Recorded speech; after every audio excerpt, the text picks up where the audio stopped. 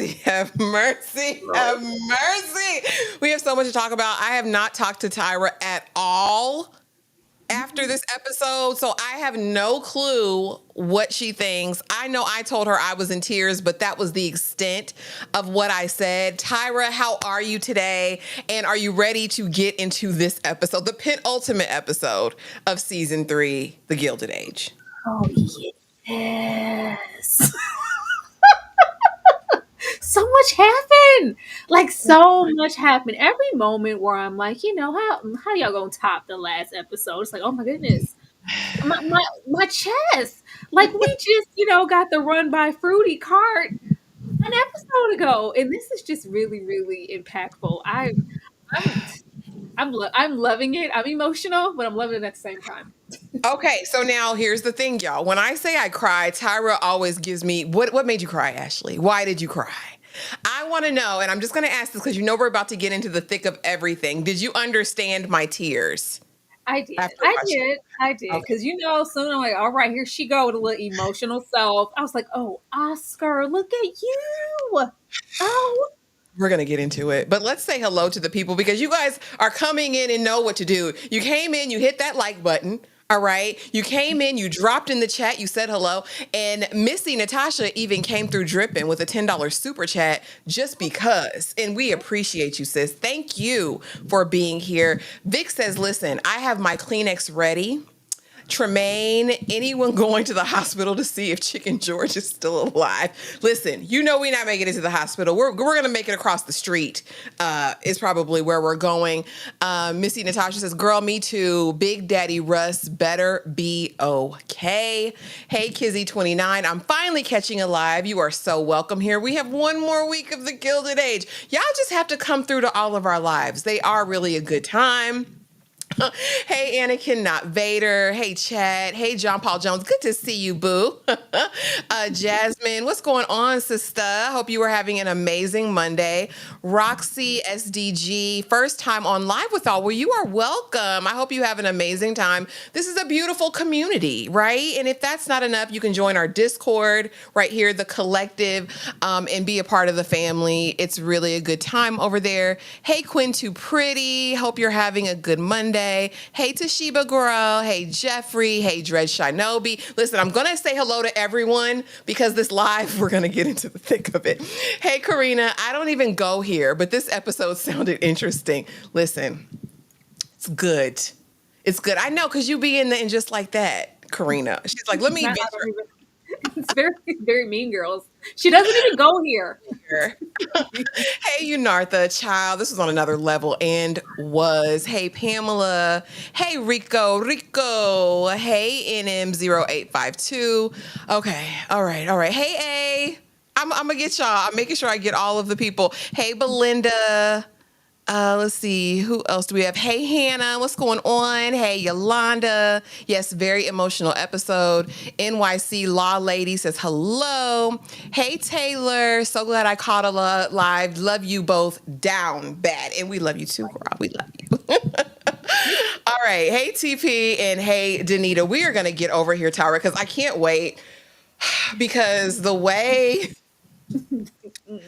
I want to preface it. So, no, not the beard, because the beard that connects on both sides cannot be gone. That's first. But what got me originally in this episode, Tyra, was Blake Ritson's performance. If he's not nominated for something over here, because the way I've hated his character since the beginning and the way he had me boo-hoo crying real tears in this episode, he was a tour de force. Like, I thought his performance was incredible. And not to knock anybody else in the room, because Baranski over here, not saying too much, but giving everything in her face. Like, everybody in the scene, even damn Marion, acted down. Do you hear me? Miranda, like, you were over there too performing. Like, we're going to get to it. Tyra, overall thoughts of the episode, because I could go on. Girl, this was amazing. All of you who have been sat with us talking about the show, y'all know I'm about that action. I've been waiting. I actually know how I perceived that first season on down to kind of that second. I was like, okay, it's it's cute, but they're testing my patience with the storylines and us really having some motion. Girl, we got motion and emotional all at the same time. The acting was beautiful. I was like, Oscar. Now, I'm not one, so much for the tears, but I really felt it. And I was like, this is really brilliant from everyone. But with Oscar, the way that he has been doing absolutely nothing for me, and the way that we could turn on a dime to where I'm like, somebody go see about him. You can lay within my bosom. Oscar, I will take care of you. I will nurse you back to health, my good man. I was really feeling for Oscar. Marion finally did something right this episode. She did a lot of wrong, but some right too. It was just great storytelling. And just when I thought, and I knew it was, as soon as it started and it said, the episode was directed by Sally Richardson, I was like, you know what, Sally be showing out. They're not Yeah. gonna bring Sally out for nothing. I said, okay, yeah, she came and she knew exactly what to do with these people and where to put them. This was just great and exceptional, and what it's supposed to do for the penultimate episode, because it's a lot of penultimate of nothing happening. It was like, oh, this matters, because with all of this, I can't wait to see how we tie this off. I was like, Julian Fellowes can go directly to the hot place. Him and Sonia over there in that writer's room concocting storylines. I was like, okay, we're going to have some brevity in this episode. I knew that there were going to be some shifts and changes narratively because we have a lot to wrap up in the final episode, but I did not expect another immediate tragedy. Like, you took me on an emotional roller coaster. And I said, what are you saving this for? Like, we have been on air for 3 seasons. And although I have loved it down since the very beginning, I'm not a fool. And observation is observation. And I've said it since we've been watching season 3 that this is the best episode or the best season of the Gilded Age since the beginning, hands down. Because like this is old school storytelling and old school. At least this show feels. I'll keep saying it feels very early 2000s. Like it's just over there, and we know about those shows. You weren't getting canceled right off the bat the moment that it didn't perform. You weren't hyper fixated on. You had time to slow build and realize what you want your characters and your stories and your arcs to be, and that normally happens around the 3rd season. We just don't see it anymore, so now it feels like a surprise. Yeah, because now, we're out the gate strong in most series that last today, right? You have to come out swinging first season, i.e. The Last of Us, and you have to deliver. Otherwise, it's over. This did have time to cook, and it is more. I agree with that. I agree with that assessment. This definitely feels like a late 90s, early 2000s moment where a show knew they were going to get at least 3 or 4 seasons, and so they could take their time and really knit a yarn. Thank you, Unartha, for the $5 super chat. The way Agnes went cold as she realized the tea with Oscar, and it was like Elsa was freezing the room. Listen, we're going to get into it, and let's get on, because I say 10s across the board for this episode. It was amazing. Y'all know how we do. We go character by character, and then we get into the story of it all. Miss Scott over here hosting suffrage meetings in the Van Ryn house, sponsored by Ada, but also still not telling the truth, confessing love. I think about you all the time too. Yeah, what you always say, Tyra, in the diner. Yeah, but I know we're supposed to make the chocolate with water, but I put a little milk in yours. Like, I think about you daily. And he says the same. You're not like anybody else I've ever met, Miss Scott. Like, I'm trying to see what that be like ultimately. And we see, of course, like her just kind of drift through this episode. We didn't have a lot of conversation between the two of them, not until the end of the episode, and that was really around Mama Kirkland and the tea Leslie Uggams was delivering. But what did you think of Miss Scott this episode, and what do you see for her in the finale? Because the preview I saw, I was like, oh God. Did she said my manager be tripping talking about I gotta use water, but I always use some milk and cream for you, Dr. Kirkland, because you look real good. All I'm gonna say is I'm very petty, and at some point in time I need to see somebody roll up on Peggy with an envelope. Listen, he would I know never that's gonna leave her out. I know it's probably implied, but we saw everybody else's reaction to Jack's success and him receiving his funds. All but Miss Peggy, she was a part of the tribe. She believed in him. I want to see her get rolled up on with her envelope of $100. That's all I'm saying. They gonna do it. I'm saying back to her. Back to her. They are so adorable. Like they knew it. They knew that we needed a little smoke because prior we were like, okay, we need to really get into them and believe in their relationship, believe in its passion. Where's the fire? Oh, it's fire, and it's so cute and it's so adorable and very safe because Peggy has yet to say X, Y, and Z.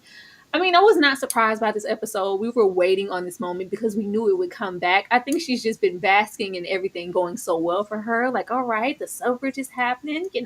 My writing is taking off. And, I finally got maybe the man of my dreams. And then he said, I don't even care about that, baby girl. Let's look into the future. Let's write in this. We don't got to talk about that. I hate that, it had to come and bite her in the butt, but here we are. We knew this was going to happen, and I hate to be right. We'll get to the slide, but I just know Peggy is smarter than this, and she has enough lived experiences to know that in this time period, in this world, from the family that he comes from the family that she comes from, her situation is very different. And I want to deliver this information to you before anybody else can tell you. The Black elite village is not that big that people will not know your tea. And I said, if mama didn't hire the damn Pinkertons to discover it, I knew it was going to get back to her. I just hate we saw it this way. And I hate that Peggy didn't take the onus as this progressive woman, to really just put it out there. Like, don't live in that delusion with him, baby, because you know what the real is. You've lost a baby. It was so much fun. It was so cute though. It was so innocent. It was picturesque. Well, I don't know. I don't have to ruin it right now. We have time for this. It's not like we, settled on. We haven't made any proper arrangements yet. Do I really gotta bring that up? Newspaper lady. That's the other thing. You're in the news. Like, you've seen the realities. Like, you've been writing for the paper. Like, baby, you know what tea is. This is Peggy's Achilles heel. Like, without this, Peggy is quite perfect, and this is maybe the only thing in life that she can't stand on, that she's insecure about. It's hard to share that, it's hard. Yeah, I know. Let's get over here to Ada. Ada resting in her full power and authority this episode. We see kind of an Ada taking the reins and tells Miss Mary, you don't need to tell Agnes. I said it's okay for you to have the suffrage meeting here. Like, I run this now. So maybe she's fully walking into her independence as the woman of the house. She loved it when Miss Astor complimented her for welcoming them to have their whole excommunicado conversation. I want to know from you, Tyra, what does this mean for Ada's character moving forward? Is this a new era of Ada? Is the past behind her, or are we going to see her falter? I think Ada is coming full circle. The way Ada set up this whole, episode with her chest and said, this here I do joint, okay? This is my house. You don't have to check with anybody. She said it with her chest. It wasn't any kind of, well, I'm the one paying. Like, no, this is my house. We don't have to check with Agnes about anything. I said that we're going to host it, and that's what we're going to do. I think we're coming around. I think that facade was kind of broken for her when she realized, you read the paper like everybody else. This is fake. You never had any contact, and she had to get her own closure that way.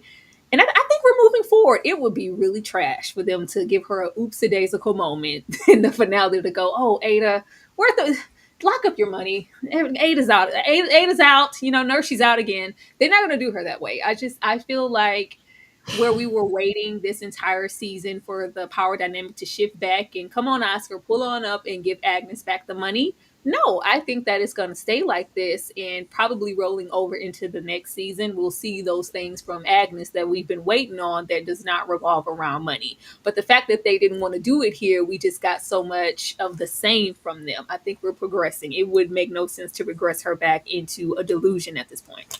It wouldn't, and I hope they don't. But plot devices and stuff, they try to get funky. But I'm gonna pray and hope that they didn't. And I see you guys going back and forth about Peggy's history, and so I think Jacqueline summed it up pretty well in that she married the shopkeep boy who was an apprentice to her father, to Mr. Scott. She fell in love with him. He wasn't educated. He wasn't erudite. He wasn't any of those things. So the father was mad. They had got married. She had a baby. And then I believe the dad ran him off, paid him off, did something, and then took the baby as well and adopted the baby. baby out. So basically, Peggy was under the impression that her husband had walked out on her, and the only way to really remedy the shame of it all was to get rid of the baby, right? Because I can't be a single mother out here. So yes, I think in a nutshell, this is exactly what happened as far as Peggy's history. And let me get the supers, honey, because y'all coming through. Thank you.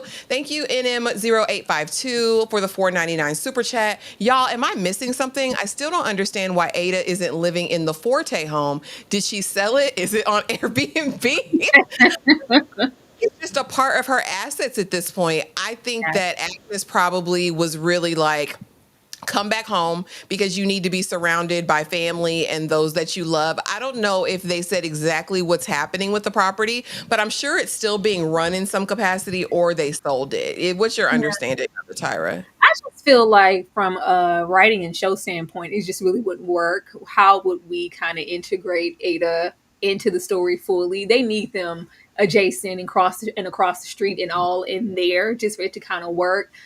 We're gonna go visit Ada in Forte while she's hosting a seance alone. Like, I think it would have gone even further if she was over there by herself. And we need them. It's very yin and yang. That's why as quickly as she got the husband, she lost him, because we need her there with Agnes. Yeah, we need them all in the same house to get that sisterly dynamic. Thank you, Charlotte Bain, for the $5 super chat. You go, Ada. She owned that. I enjoy your reviews. Thank you so much for being here. We appreciate you guys so much. And all the support, y'all, for the Gilded Age. Thank y'all for coming through. Speaking of Agnes, child, the look of, and that's why I'm saying Christine Baranski gonna deliver a face every single time. She's going to perform. And if you haven't go and check out her Broadway performances. They're on YouTube. They're on Instagram. She is a force all on her own. But seeing her over here in this role gets me every time. And today was no different, Tyra. She got a realization about her son that she knew but never really wanted to know. And it was written all over her face. You don't have to say a word, Agnes, because we saw it. We knew it. And I'm wondering, because we see that there's now going to be tension between Agnes and Oscar, even more so. If it wasn't enough that he lost the family fortune, now you're homosexual too. Like, what with this going forward? Are we going to see a different side of Agnes, or is she going to be as stoic as ever? Oh, baby, I don't think so. I think Agnes is going to go out of her way not to draw any attention to this, like in the best way that she can.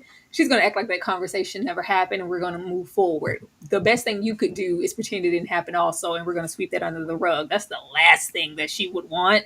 But just that revelation in the scene, I was like, oh my God. Oh my God. And I love it. Was what was understood. It did not have to be explained. This is acting, you guys.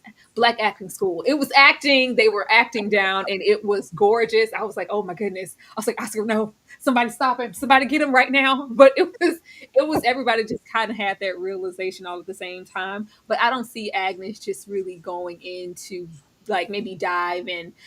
I mean, if she did, that would really give her some character progress, maybe in another season, to really touch bases with her son in a way that we haven't seen them before. But just the Agnes that we currently know, she's not going to confront this. Mm-mm. She's not. And there was, again, because, and that's why I'm saying, like, when people can act, it's just so evident, y'all. I think we're just fed so much crap lately that you forget what true acting really looks like. And the fact that we saw her chagrin, we saw her anger, we saw her sadness, we saw the hurt, because I can't really comfort you in this, knowing what I know about you. And then we also saw the anger, like all in a facial expression, all in a look across the room, is insanity. Again, kudos. Again, everybody in the room did their big one. But I'm definitely interested, because you can't go back. We can't put the milk back in the container again. So I'm just wondering, is she going to be extra nasty, extra rude to Oscar, or will this be a situation where I'm just going to ignore it, act like it never happened, and we're going to move forward? Ask me no questions, I'll tell you no lies. I hope for more, but I mean, we were in a certain time, we over there. Thank you, Yolanda, for the 199 Thank super you. chat. We appreciate you so much. Now let's get on over here because I'm really eager to get into the story of it all. Give me just a second here.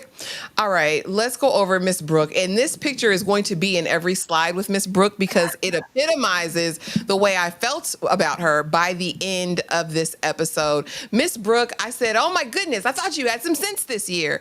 She doesn't. Doesn't. Now, while she was back to her progressive Marion that we met season 1, it was so short-lived, y'all. It was so short-lived. I was highly disappointed that this other nature overcame her because when I saw her interact with Oscar, get up and save face once she peeped what was really tea, I was like, okay, Marion, this is the Marion I know. This is the Marion I love. When we're in the suffrage meeting, I'm like, great, this is our girl. But when Larry comes back, and I have a slide for that, but when Larry comes back, it's like, girl, you just reverted. You just said, let me be 2 years old again. I don't want to hear it. Just because I'm pure as the dirt and snow doesn't mean I don't know what happens there. You were slinging ding-a-ling, sir. I know it. I don't believe you. I'll send the ring back. You don't have to come see me at the schoolhouse. Girl, please find a clue. And it's beyond. As soon as I want to like her, she pisses me off all over again. Tyra, talk to me. Talk to me about Miss Brooke this episode. I was so disappointed in Miss Brooke, and we'll get to this moment with Oscar because the way I was so proud, I was like, "Yes, Miriam, show us your worth," because it's been lost upon us for quite some time. It was so beautiful, and I was so happy that she stood up when she did. Because, baby, if you didn't, I didn't know where we were going to go and how we were going to come back from it. But all of this stuff with Larry, I was so disappointed. I thought her issue was she just thought all along that he was as pure as the driven snow as she was, and it was disappointing to find out otherwise. It was like, oh, you were just kind of harboring on this one moment. Like you knew everything before, but this, I was like, This what thing. is your issue? The childish way that she went about this and using Ada as a vessel in this, and I have to come to your job to confront you, and then you still don't, even allow me to be heard. If I was Larry girl, and you know how I feel about Larry, I would have told her where to go real quick because this is not someone that I want as a partner or a wife or anything. This was extremely immature, and I don't know. I don't know why she would react in this way. It was a real strong disposition to have her be so thoughtful with Yes. Oscar, even though it was a more intense, of course, heightened situation. But then handle who's supposed to could be the love of her life in such a careless way for such a childish reason. It was embarrassing. Yeah, because that was my question. It was like, how can you be so emotionally intelligent in the 1880s, so much so that you're willing to accept your cousin down no matter what? Like, no, I don't understand it, but I'm willing to learn, to overhear this man that you're so enraptured by, which they weren't selling that on her You side know at what got all. me? You know what pissed me off What? I threw my little Roku remote when she said, "Oh, I just rather be a spinster." I was like, Girl, "Girl, I have a why slide for would you that. say that to Ada? I will hurt you in here." A slide for it, Tyra, because she pissed me No, off with that one, girl. Because how is you cool? Marion is so like that's what I'm saying. But maybe that's indicative of who we are as people. In certain situations, we can be mature and self-actualized, and then on the other side, we can just be a 5-year-old. TNT Bandit, thank you so much for the $2 super chat.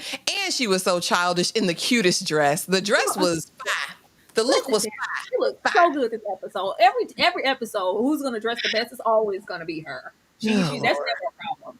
Never. We're gonna get to it. Now we have the Russells, honey. 2 ships passing in the damn night.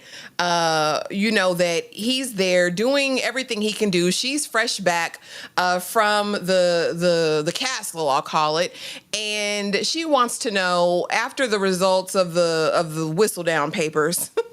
Of the book that McAllister has released. We need to present a united front, George. This affects you as well. Oh, do you know what's happening? We're broke, and I'm trying to figure it out. Are we on our way to the poorhouse, George? I can't handle this. Listen, get out of my face. I'm leaving here. I'm just trying to figure out life right now.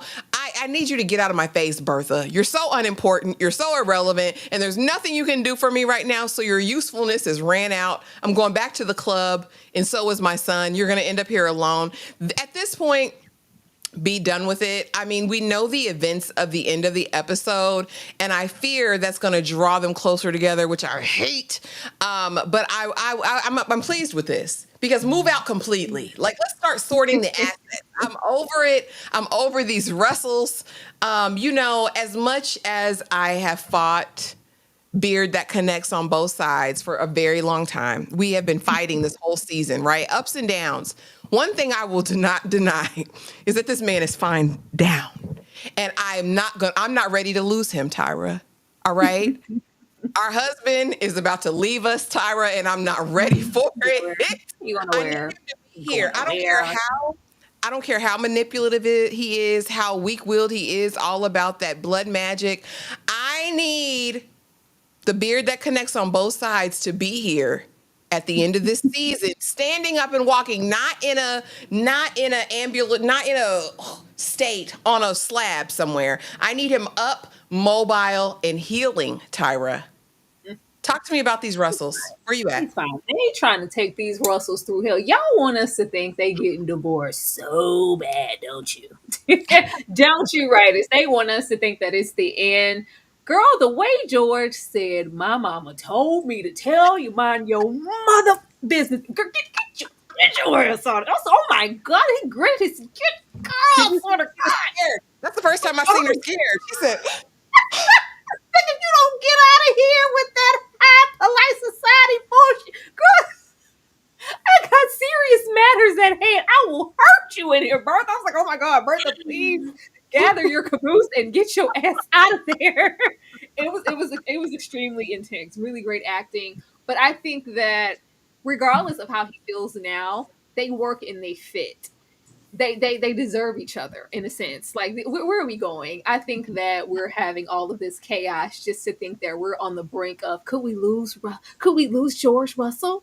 Could Bertha? Could she like? I don't think it's going to get to that, but I think this is something to really have them recalibrate what's really important and what's at stake in their relationship aside from these parties and the money and this. Yeah, you could have been gone. Let me cherish my husband and my family. But it was the intensity for me. So girl, if you don't get it was the like if you don't get your mother get yours. Oh my God. Bertha, please just leave now. Oh my God.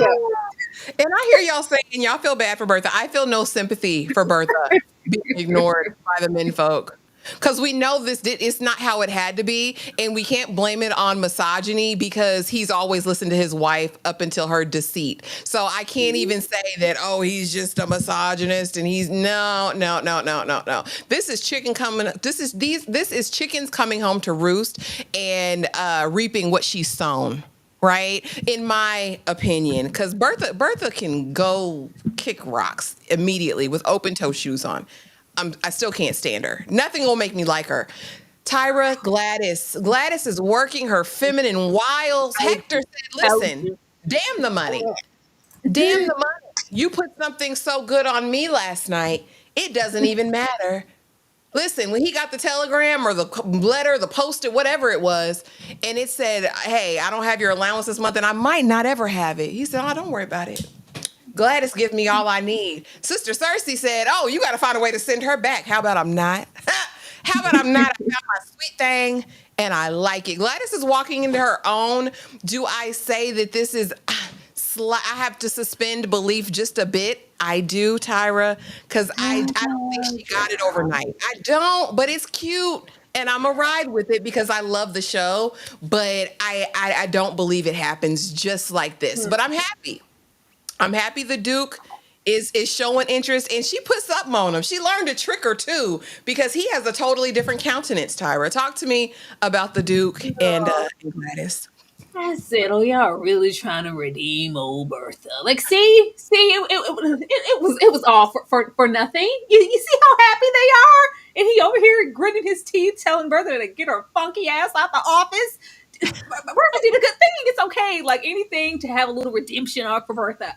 No, but I told you, I felt like it was old Sister Cersei, and it wasn't him. he maybe was gonna, have some type of affinity, but it's beyond that, child. They have grown overnight.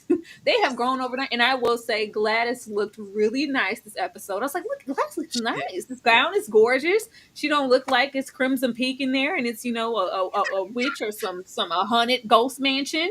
She looked very nice and she was really standing in her womanhood. And I was like, oh, this is what we needed. And I told you, if he happened to fall by the wayside and under his sister's spell just a little bit, it was gonna waver. But the fact that he stood by her, it made all the difference. And not just like, you know what? This is my house, girl. Go on down to London. So absolutely.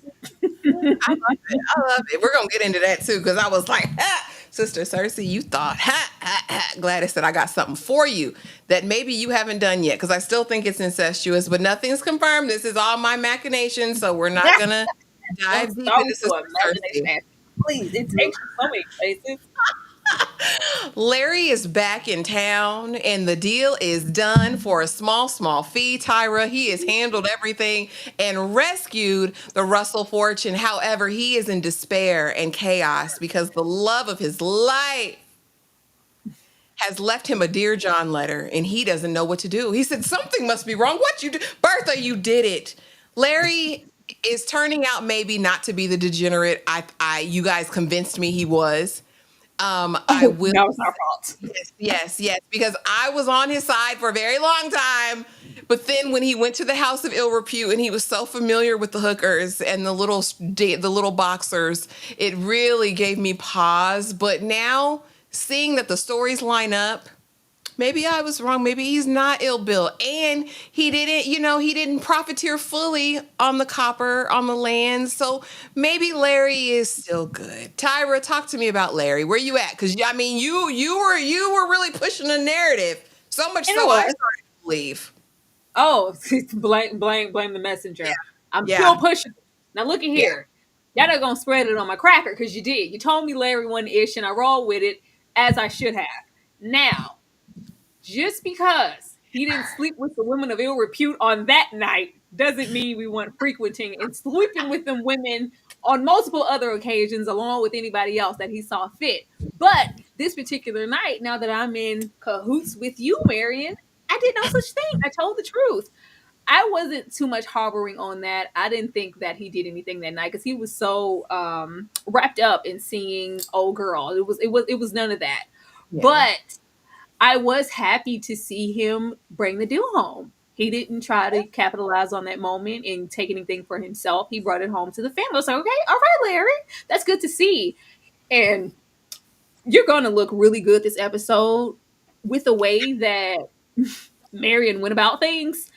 We have no choice but to make Larry look like the done one, look like a victim, look like an all innocent. It was just like, oh, girl, can you please just hear Larry out? It is very that, but they were setting Larry up for me to be a trash box, and I'm not going to renege on anything I said. It's great to know that he isn't that much of a trash box, and he does, he has some great tendencies and some qualities about himself that haven't been rubbed out by those Russells. Yeah, I'm going to bring the money home and let you know about the copper and fix the family. And I'm also going to do my due diligence and not just accept this. Marion, you're going to talk to me. I was here for that. I was absolutely here for that. But let's not act like them legs was crossed. What'd you say? Let's not act like there was a nickel between Larry's knees. It was never a nickel. Dingling. He was doing that. We knew that. But was he, while he's been, enraptured with Lady Mary? No, and that's what I thought. I didn't think that with Marion for that whole time. I thought that she was just feeling like Larry's innocence or what she thought he was corrupted. I was like, he's been that the whole time. He's not a virgin, Marion. We knew that. She acted like she didn't know. That was the thing for me. Oh, she was just hovering on this one time. Girl, the least you could do is hear him out. I don't know. I thought that was weird, but virgin, we are not. She said, every man in my life has hurt me. We'll get to it. Carpolina, y'all owe Big Bertha and never. It's stuck. It's up. It's stuck forever. They tried to give Bertha this sympathy arc just because old George said, get out of my damn face, Bertha. That does not mean that we owe her an apology. Just because it so happened they come full circle, and it's just the happiest thing over there with Gladys. That does not mean that we owe Bertha any type of leverage or an apology, or she was right all along. No, ma'am. Trash. We have been.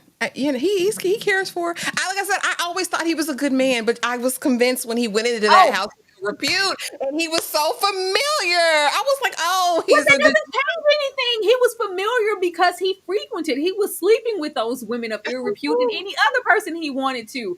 It's just changed now because I never thought that he slept with the women on that night or he cheated on Marion. I yeah. thought Marion was under the perception of like he hadn't slept with anybody, and you made me think that you were something that you weren't. No, you knew about all those other times. You're just upset at this moment. You felt like he was cheating on you and lying about it. Marion, Yeah. grow up. But he was down with the irreputers. Excuse me? He was. I mean, he was very familiar. But let's get into it, you guys. The events of last night's episode. So we discover, and I'll just set it up because I don't have a slide for that. But he gets a call from John Adams' sister, who is his younger sister. They were the closest of all of the siblings, and they sit down to talk, and very much like, so sorry for your loss, all of the things. And she says, listen, I love my brother. My brother loved me. And we didn't have no secrets. I kept his secrets and he kept mine. I know all about you, Oscar. You went to that beach house, remember? Y'all used to go to the beach house. Well, my brother always was thinking of you. And he wanted to make sure that you had that beach house in, Livingston. And it's going to be, all the expenses are paid for the next 5 years. That gives you time to get on your feet. She says, listen, we couldn't do it officially through the paperwork, through the courts, because, we don't need any questions. But I knew who my brother was, and I know who he loved, and I knew what his wishes were. And he made sure you were provided for. And Oscar says, no, I can't take that. She says, no, but you will. You will. And also, here's a picture of you and him side by side that he kept. I thought you would want this. I know what he meant to you, and I know what you meant to him. Baby, Oscar, after this point, ain't no good. Oscar ain't no good. And I said, when he walk in this house, y'all better leave him alone. Don't say nothing to him, Agnes. How are you? How you expect me to be? Agnes said, don't talk to your auntie that way. He said, well, what do you want me to do? He said, listen, and it commences, y'all, which y'all told me they wasn't going to do because it's 1880. And I told y'all Julian Fellowes is going to take you down through there. He said, listen, I should have been in the front seat of that funeral, not like I just walked in off a stranger on the street in my rightful place. How you want me to feel? My friend died. This was my best friend in the world. The only somebody who loved Marion said, hold on. Yes, how would you feel, Aunt Agnes, if you were in this situation and this man came in and saved you and saved your business and invested in you? You'd be devastated as well. Oscar, go on upstairs. When I tell you, Ada, Agnes, Marion, gobsmacked, like, oh, this was, because Agnes gonna say some slick stuff. Like, why would he give that to you? Why would he give you a house over? That doesn't make any sense. Maybe because he loved me, mama. Y'all, performance of the series. This would, like I said, chef's kiss. Everybody in the room, even Marion, acted down. The gasps. Ada said, "Oh no, oh Oscar, what's happening, baby? Like, are you?" He said, "Oh, is you cool? Leave me alone." I was like, "This is what I've been wanting from you, Oscar." This was so beautiful, like, because you feel not only, of course, the grief and the sadness, but you feel the angst and like it's fully emoted, the idea that I've been living my life in secret, so much so that I can't even fully grieve the man that I love. The only somebody in this world who knew me and loved me for who I was. I can sit here and I can't even cry in front of y'all. I can still not even reveal my full self to my family. This, baby, when I tell you they captured it, Tyra, go on, talk to me, because I'll keep going. Girl, it was giving Holiday Heart. He said Fletcher. He gave me Fletcher. I thought he was gonna bust out his baby love. I need you. I said, oh my God. Come on, Oscar. Oscar was acting down when she said, girl, first of all, he's a good man. He's just in a bad situation right now and he's trying to get out of it. He's a good man, Savannah. John Adams is the ultimate man of the century in the show. You hear me? Incredible. thought about you, thought about you, and oh my god, it was a beautiful moment. I was like, oh my goodness, where are the John Adams of the world? Send them back into the universe and let me catch one, Old man. girl. That's what I'm saying. Not even an old man. John Adams is a relatively young and good man. Still made Let me arrangements. down. Kept it. I keep a picture on my mirror. Start the blush when somebody says your name. Girl, he had the picture. Said, I'm gonna have you set up, give you this house. And I'm also gonna have it set, for 5 years. Let you decide, I was like, oh, when he said I can accept even the sister. I love that we had somebody come through. I knew what it was. I understand what it is now. He wanted you to have this. I love him and I love you too. Jesus. Oscar, girl, when he came in this house. First of all, before when we left out the house, Agnes being Agnes had the nerve to sit there and say, oh, men don't have emotions. He doesn't have any real emotions. They don't feel these things. Yeah, this whole episode just represented a change, just a change culturally for everyone. There's a shift that's about to happen for everybody here in the show. Like the universe is just changing. We live in this Gilded Age. Ciao. When Oscar leaned in and was it was like riveting. Like it had this hint of sincerity, but also a little terrifying. I was like, oh my god, Oscar, what are you about to do? Oscar, please. Like what do you want me to be? I can't cry. I can't be too vulnerable. I can't be silent. And just leave me alone. Like when he was about to let the news out, Girl. and everybody kind of oh god, girl, let me get up out my seat. Like, yes, get up out your seat. Okay, get up out your seat. Marion, if you ain't never got up out your damn seat before, this was the perfect time for you to not be a dumb blonde. Girl, I love it. This was the perfect time for you not to be Snow White. She finally understood. I understood the assignment. You would be upset if blank, blank, blank too. And the fact that Ada came right behind her, absolutely, because I would have, that was so great, girl. Let them that whole property. Ain't that some boyfriends to do that for you, won't they? Let him go on up there. We'll send supper up for you. Everybody understood and stood up for him. Oscar has been such kind of not so much a dull character, but he's so disenfranchised because I'll never be able to live my truth. So the best that I could ever do is maybe dupe someone and just figure this whole thing out because I can't be me forever. And I also can't be with John Adams or anybody else. And he's shown no emotion. The most emotion we've seen him give is, of course, prior to the death and the other things that's happened here. It's just in the fact of I lost that money. That was that main thing. Or him just being sucked and sullen and kind of down and really depressed and just really dark. He doesn't really say much. He doesn't really do much. And when he showed up and decided, like, okay, I'm going to speak now, I almost wanted him to say the whole thing. But I love that it caters to this era. And they understood it without him having to express it in that way. I don't have to say it outright. I got it. Hell, all three of us got it. Maybe going upstairs. And when she went up there and she held him and he kind of understood, even though Miriam said for the most part, I may not understand everything, but I know enough of the nuances to understand what's going on here. And I still love you the same, Oscar. Letting him know there's still a possibility for life if you happen to live in your truth. Like nobody's going to just completely ice you out, especially not me. I was like, oh, Oscar, please. If you ever needed to show up, Oscar, this was the time to do it. And you were brilliant in the scene along with everybody else. It was great. Shout out to Blake Ritson. Like I said, I didn't even know he was capable of all this over here. How he been these first 2 seasons. I was gobsmacked. Unartha, thank you so much for the $5 super chat. I hope they aren't working their way up to a suicide. Oh, they better not. They better not. No, I just started liking them. Don't do that. Don't play games with my emotions. Thank you, TNT Bandit, for the $2 super chat. The way Marion said, get up them stairs. Get up them stairs. Miriam got up. I love that because Miriam can see, and we see it later on, even in the scenes. Miriam can be such a ditz and just say the wrong things at the wrong time, and she didn't. I was like, thank God Miriam came around because Lord, if you had messed this up, I would have came for your neck. No, absolutely. TNT Bandit, thank you again for the $2 super chat. Blake Oscar said, give me the Emmy, the Golden Globe. Give me all these are the shows that get bypassed. People see this, they act like they put them right on over there with our babies from Interview with the Vampire. Did you not see the scenes? Like, do not play with Oscar or anybody in this moment. And I love it because even with the subtlety and nothing being said, you could tell everything as far as Oscar's life kind of flashed before Agnes's eyes, and she was like, okay, well, that explains X, Y, and Z, and why Everything. you've never blank, blank, blank. Oh my God. I was like, oh, Yeah, it was tea spilled. It was a revelation. It was a revelation in more than one way. And I will say this. I say now, this was the performance of the series up to this point.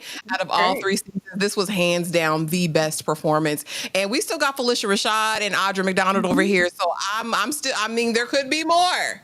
If this is what they're giving us in the penultimate episode, ugh. Bring But it back.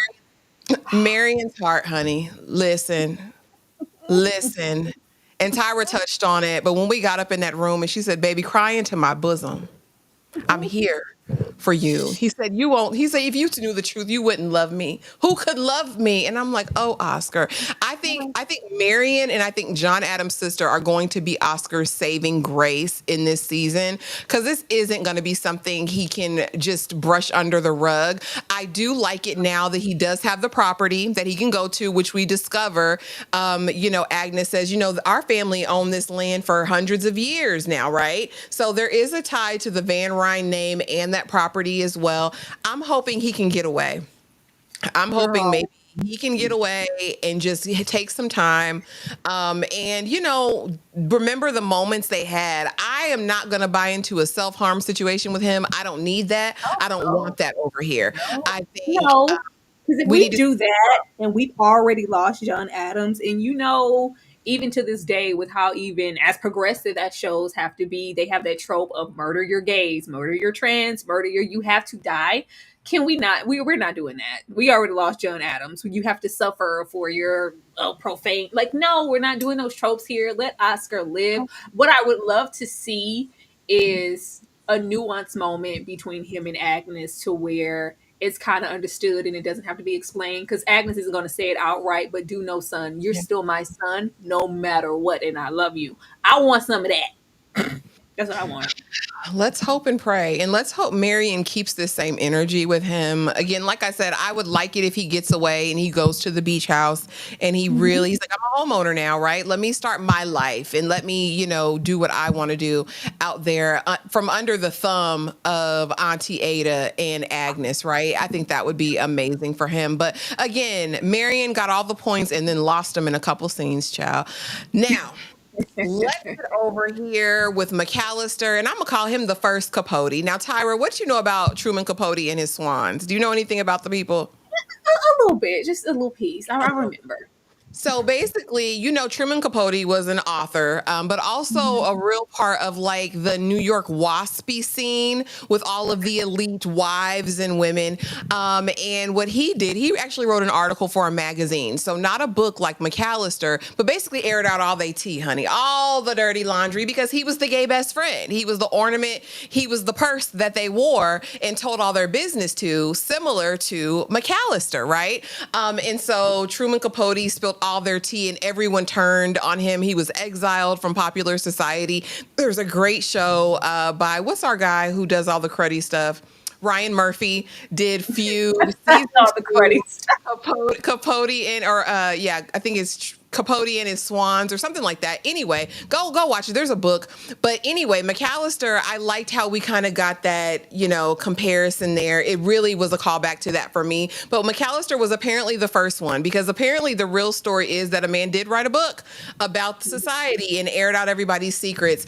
And now he has got to be exiled. It's excommunicado for him. He can't come into any of the parties. He can't do anything, right? And so he confronts Miss Astor, because that was his ace. That was the one, the most elite of them. And of course, he wrote the truth about her and her daughter being, a soiled woman, I'll say, and basically has the conversation of, no, you're done. We see the meeting initially, Ada's hosting it, all of the women, Miss Fish is there. He said, my husband brought cheap wine. Everybody has kind of these petty things. And Miss Astor, he's talking about her daughter.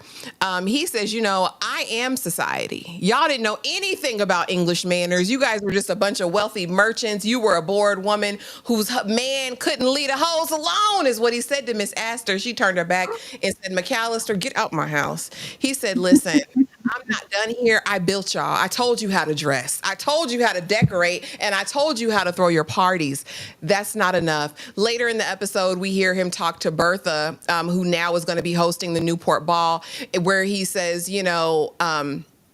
she says, why did you do this? And he says, I wanted regular people to know that the elites and the wealthy were the same. Right? People are just people are just people. And she's like, well, why would you throw your friends under the bus? Tyra, what do you think of McAllister's book?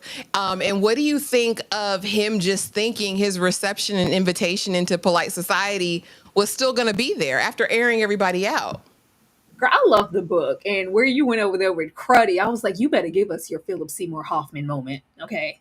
That's where I went with that Capote. That's the Capote I saw. I haven't seen that version of Ryan Murphy or whatever you watched.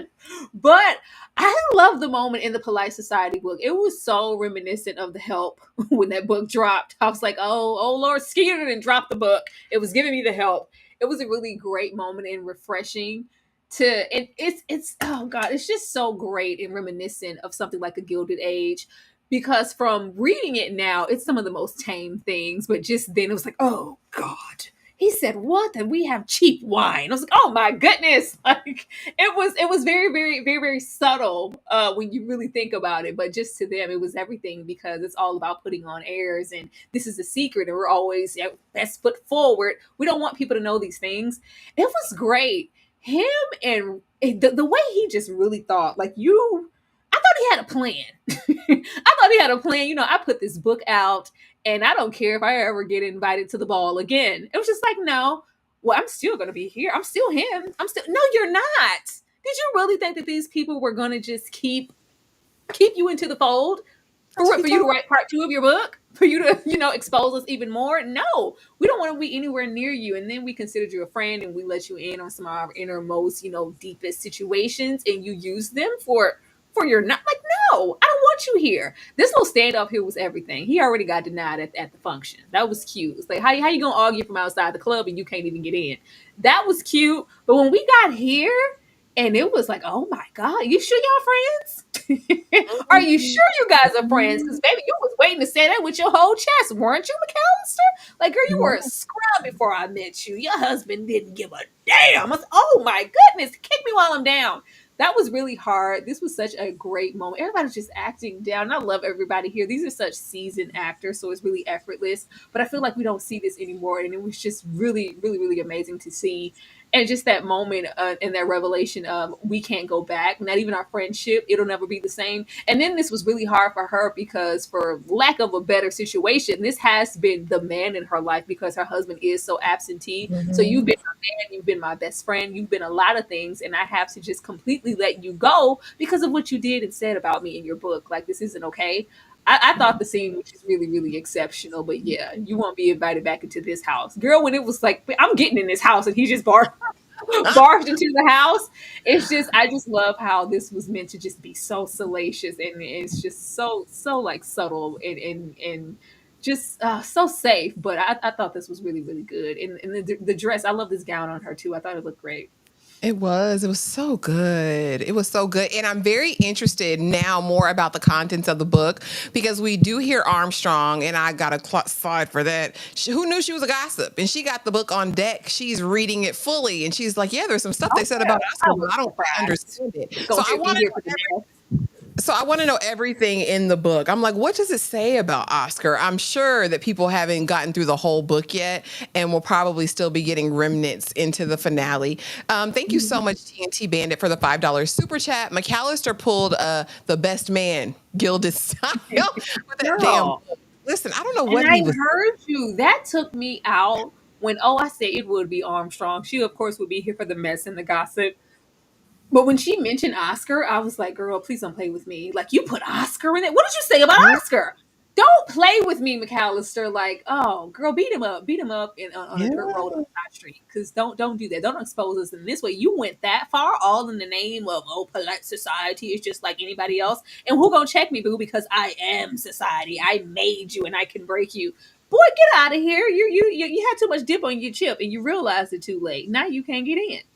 Yeah, we're gonna see though, because he does have an interesting conversation with Bertha later Okay. in the episode. So I mean, he might be, Now again, we're over here. Sister Cersei, big mad because Cinda back, Cinda home, but ultimately, Tyra, love conquers all, and we kind of already touched on the Duke and Gladys and her feminine wiles. But there's one thing we didn't talk about that I do want to talk about, which was Sister. We're going back to the ball in Newport. What are you going to be doing during that time? What do you mean? I'm going to be here. I'm going to be here. I'm going to be here in the estate. He said, well, why don't you go? Why don't you go to London? Like, why don't you? Yeah, I think you know what? Actually, it's just better. Why don't you go to the other house? And you just, keep house there and everything. Oh, I bet she put you up to this. Gladys, you agree with him? Well, I hate that you're stressed and worried about taking care of us. I just want you to have a little bit of fun. I just want you to have fun. And so, again, at this point, we see the allegiance has turned. Sister Cersei is on the outs, and Gladys is on the inside. And I do believe we will be seeing them at the ball for the finale. Tyra, talk to me. Talk to me about it. Girl. Once again, I do think that this was meant to be a part of the redemption of Bertha, because why even be mad at Bertha if they are actually falling in love anyway? If it's all about how we got there. So we're still going to have that smoke, but I am glad that we are not being forced to watch her suffer and it's just so long out and drawn. I like that he shifted and he's realizing, kind of standing, they're kind of growing together. It feels like this is the first time he's taking a look at himself and his manhood and the type of man he wants to be and the ruler or the king he wants to be. I can't do that with my sister by my side. I could never do that. And the way that he's just really taking a liking, not just in a sexual way or just some type of prowess or I own you. No, it's like, I really care about your mind. You are really smart. And I see the light that your mother was telling me about. Yeah, I can't really see that fully if my sister is here. So, girl, you pack your stuff. It was polite, but it was, yeah, don't be here when I get back. Don't be here when I get back, especially when she was trying to read her, like, oh, so she's going to show you guys off what she's inviting you to. But like, yeah, do you think that would be the only reason that my mother would want us home? Yeah. Like, girl, don't be cute. Don't be play. cute about the situation. But when it was like, yeah, London looking real nice. I need you to go see about a horse and a man. Well, how do you feel? Do you feel like, I bet you're, well, yeah, I don't want you here, wasting your life away. You need to get out and have some fun. Get out of our house in the most polite way. I thought it was great. Absolutely. Absolutely. Thank you, X-Men superfan Emma Frost, for the 100 ARS super chat. The carriage death could have been for Mrs. Armstrong or Mr. I would have been satisfied with either one of those. Oh, Mrs. Armstrong serves no purpose. She can go. I really thought Armstrong was going to be such a like an enigma of a character, and we would see so much in her from that first season when we saw the dynamic with her mother. I thought it was going to be totally different, and then so far it's just, no, we want her here in this capacity. Child, if she's just going to be the Grinch that stole Christmas every episode, she could have definitely got ran over by the carriage, honey. Immediately. Yeah. And I thought it was known, everyone knew that McAllister was same gender loving as well. That's what would have made it so cringe if he does how would you do that in the book, but we don't know yet. So I need to see the clips. I need to hear the people who have an understanding, because Armstrong said she ain't understand what he was saying, but we knew. We what you got in there? She got that Wiki Kitty Cauldron cat just like her mother, because that's not the Duke that we had on down there in the New York. Because he was like, yeah, who's the highest bidder all the way to getting to this season? Maybe the money doesn't even matter. I want you here and I want you in general. Oh, that's what he said. I said, oh, what happened to the people? I thought we needed this money. I need this money. I thought we needed this money, Tyra. He said, I'll take that coot nanny over the money, baby. You got something they can't offer. Gladys said, no, that's not right. You need to get this money. We need this money. I said, that's right, Gladys. You stand on big business. Because, of course, we know Russell wrote in and was like, I don't know if you'll ever get it at this point. And so, but it was nice to see Hector stand up. Now, easing on down the road to the Russell's house, the staff getting to the tea. And like I said, while this was a really excellent episode, there were things that were very, very predictable. This this was one of them. We knew that Bertha's lady's maid was the culprit the entire time, but Mr. Church took it upon himself to be Sherlock Holmes in this moment, and he said, let me give you a little birdie. Let me give you a little word to this little bird and see if it makes it into the paper. Sure enough, we got it. Packed her raggedy duffel bag and met her at the stairs when she returned. Said, how much did they pay you? $40 every time they published a story. You did all that for $40? Listen, it's hard out here for a pimp. You know what? It's hard when you don't have the money for the rent, Tyra. She did what she needed to do. Girl, she did. She said, what would you do if your son was at home crying all alone on the bedroom floor because he's hungry? Only way to feed him is to sleep with a man for a little bit of money. And his daddy's gone, right? Like, lockdown, in and out of lockdown. I ain't got a job now. What are we going to do? Listen, she said it was like that. Tyra, talk to me about Mr. Church and his Sherlock Holmes and the exposure of the lady's maid that we always knew was the culprit. Yeah. She was the mom. Yeah, we knew it was her. I thought we were going to get a moment of seeing her actually link up or seeing her. I thought for a moment that she was going to be kind of in cahoots a little bit with McAllister. I wasn't sure about that, but it was just kind of her acting alone. I was here for Mr. Church. $40. It was very baby. He's $40. You sold us. I was like, well, you said for like $40 was a little bit of money. She said, baby, anytime one of those stories catches flight and goes to print, I get $40. I was like, child, $40 is $40 back then. Don't say it like it was a little bit of money, sir. $40? You sold us out for $40? Hell yeah. Sir, absolutely. But it was fun just to kind of go on this Sherlock journey with him. I will say I really do miss the moments of the chef and the other maid and kind of their courtship and what their relationship was and what we were kind of getting with their dynamic. I kind of want to get back to that. I would love to see some more of that. That was great. But this was cute, but it didn't help that we already knew that it was her all along. It was an aha moment for Mr. Church, but not for us. Yeah, it was cute. And I love it when we get more interaction with the staffs at the downstairs in these shows. So I think that was cute. We always have a moment. What I love that as what you can call Bertha, whatever you want to call her. And you would think with her like disposition, she would be the nastiest woman to her staff and anybody who she considers to be underneath her.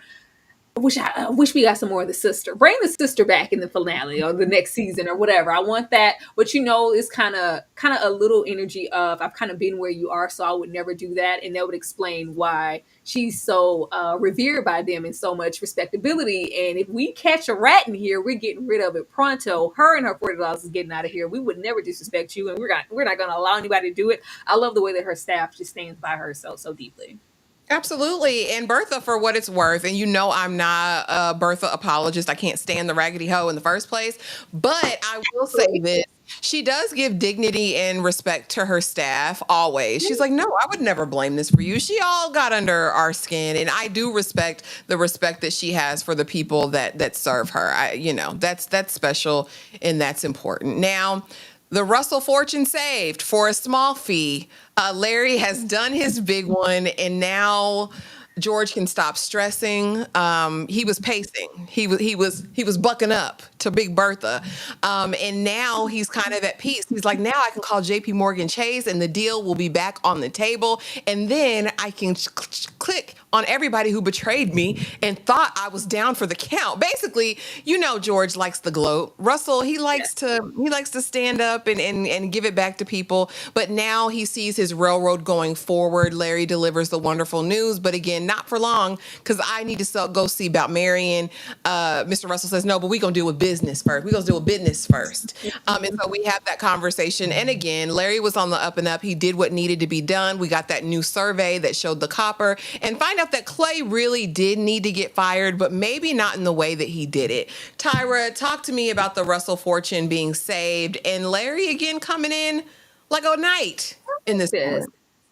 I like this for Larry because the way I was waiting on him to architect. I was waiting on him to be the new up and coming architect on the scene, and for that to be his gateway to make a name for himself. I think he's doing that, but he's also getting out of the shadow not so much in the public eye because it's still, kind of going back to the family, but at least with Daddy Russell, he's taking some stock in, hey, my son isn't just my son. He has, a business mentality about himself. It's, looking good. Y'all make sure y'all hit that like button for us, please. We would love that. Hit the like button if you haven't. We're really getting into just him as an access and a business partner, and not just so much, oh, that's just my son over there, Larry, he's going to come through in the clutch. Just like, no, I think after this, and it's not just being an asset in the way of you coming through in the clutch. No, you spotted something that I was paying somebody to spot and they looked over. Maybe I need to bring you a little bit more into the fold, and maybe I feel like this is Larry kind of cutting it close with the family business as well, because baby, I ain't heard nothing about an arc or nothing. I ain't heard no architect, no anything. I feel like he's just gonna maybe be more so on the entrepreneur side and maybe just business, because the way we kind of left from Jack and the Clock and now we're here, maybe that's his avenue where he maybe thought the being an architect was going to be that, and it isn't. But this situation here, I just thought this was really, really cute, because the way he was sweating bullets, I thought the hair was gonna fall out of that beard. He was stressed out. I didn't know what I was gonna do, and I think he probably, was the last person that he thought would come through with any good news, let alone news that would pull you completely out of the hole in financial ruin. And it's just like, I can't really have anybody to turn to. At least on a good day, I would think I can turn to Bertha. I don't even want to turn to Bertha. I don't want to turn to anybody. It's my son. I like that we have this strong dynamic between the two, but it kind of has Bertha on the outskirts of the family, and that's not looking good. But we're cool because we're doing something. The whole J.P. Morgan situation and him firing that man, child, unless you have a slap for that. I do. We're gonna get to it. Yeah, Oh, okay. I Yeah, believe go I ahead. do. But I thought this was great, and he's seeing him in a new light. I think it's like, oh, this is not just Larry the son. This is Larry the business partner and the man. Yeah, I would say that as well. And maybe I don't have a slide, so maybe let's talk about it here, because I do really feel like I agree with you. I think that at this point, Larry's more of like a venture capitalist. Maybe architecture is what he did just for school, but he's Yeah. finding that pursuing businesses, investing in different opportunities is going to be at the alley. But outside of that, he's just very thorough and very complete and very resolute in all of his dealings. And I love that for him. Again, so yeah, what do you think about the JP Morgan situation and the Merricks? Now everybody's on deck, and it's really the perfect storm for this railroad. I think it's great. I thought that the scene was like extremely intense. This episode did a really good job of injecting moments of intensity where you wouldn't really expect them to be any. But with the book and this whole theme of polite society, you expect people to be perceived and say a certain thing, even if they're thinking something. I'm not going to say that outright. I'm going to see, when you leave. Like, no, people are showing their hands this episode. It was given, I'll punch you in the face. It was very like, never count me out. You were useless all along. I was right to fire you, my son. It was very dynamic. And that man, it was like it was giving get it back in blood and payback. Like, what you're not gonna do is also discard me and call me useless and kind of slow. And then I have this same man who was so happy to have me as a business partner and thought I was useful in the moment that I'm not. You also discard me in the same room with the same man who told me I could get out of his face. Oh, I'm coming back. I was like, it was giving revenge. It was moo ha ha ha. I was like, this is intense. It was a recipe for disaster. He said, "How stupid can you be? You didn't get it." Girl, I was like, "Oh God, you do this you in front of each other? Like they didn't give a damn." Yeah, you're girl. inept. I did what any businessman would do. I was like, Clay, just But it you know. is I don't know. It also makes me concerned for George still. I think this whole experience, especially when we get to the ending, he has no choice but to kind of change. But this is another moment where he really didn't have to sweat for too long. Something's always coming through. Like, is this going to make you kind of be settled and move smarter as a businessman with your assets? Or is it going to be, well, yeah, I did it that first time. And then that second time, let me push it to the limit again. Like, how are you going to move next time, George? Yeah, that's the question. We're gonna see if George makes it. Damn it, golly! X-Men superfan Emma Frost, thank you so much again for the 100 ARS. Would you like Oscar to have a new love interest in the next season? If so, would you like a historical character or a fictional one, Tyra? Ooh, I like a fictional one because you have to kind of try to stick to certain accuracies when you get a historical person. I think it kind of limits where you can go and what you could do. and the sycophant somewhere in the back going, that never happened, why would you? Nope, just a whole like clean slate. I think that would be great. I want to know what Oscar looks like out of this. I really would love to see Oscar in that house living his best life. Yeah. That would be nice, and that's just to see a completely different side. Because, like I said, he's been so surly and down, and woe is me, and are you going to give me an allowance, and just whatever. He's just been so sad. I would like to see him think that he didn't leave for kind of what we're getting with Ada. He didn't die in vain or for nothing. This is my opportunity to live in my truth, like he was planning to all along. Even if it's with someone else, he would want this for me. I would like to see that for Oscar. Absolutely. I would too. We've seen Oscar get himself in some precarious situations trying to get some dingling. I do not want to see that happen again. I don't want to see him beat up, banged up in an alley or worser.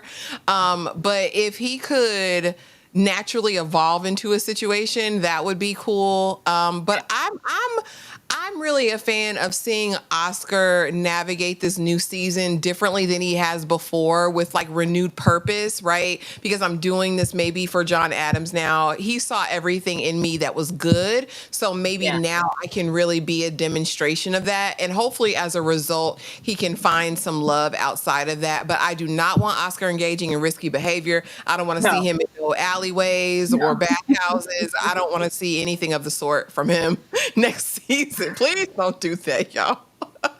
A lot of people are actually making statements saying that he's going to get close to Miss Russell, or what was the one that was the maid? I can't remember her name, but now she's in society as well. That he's going to be kind of like a McAllister going forward. So I know what you're talking about.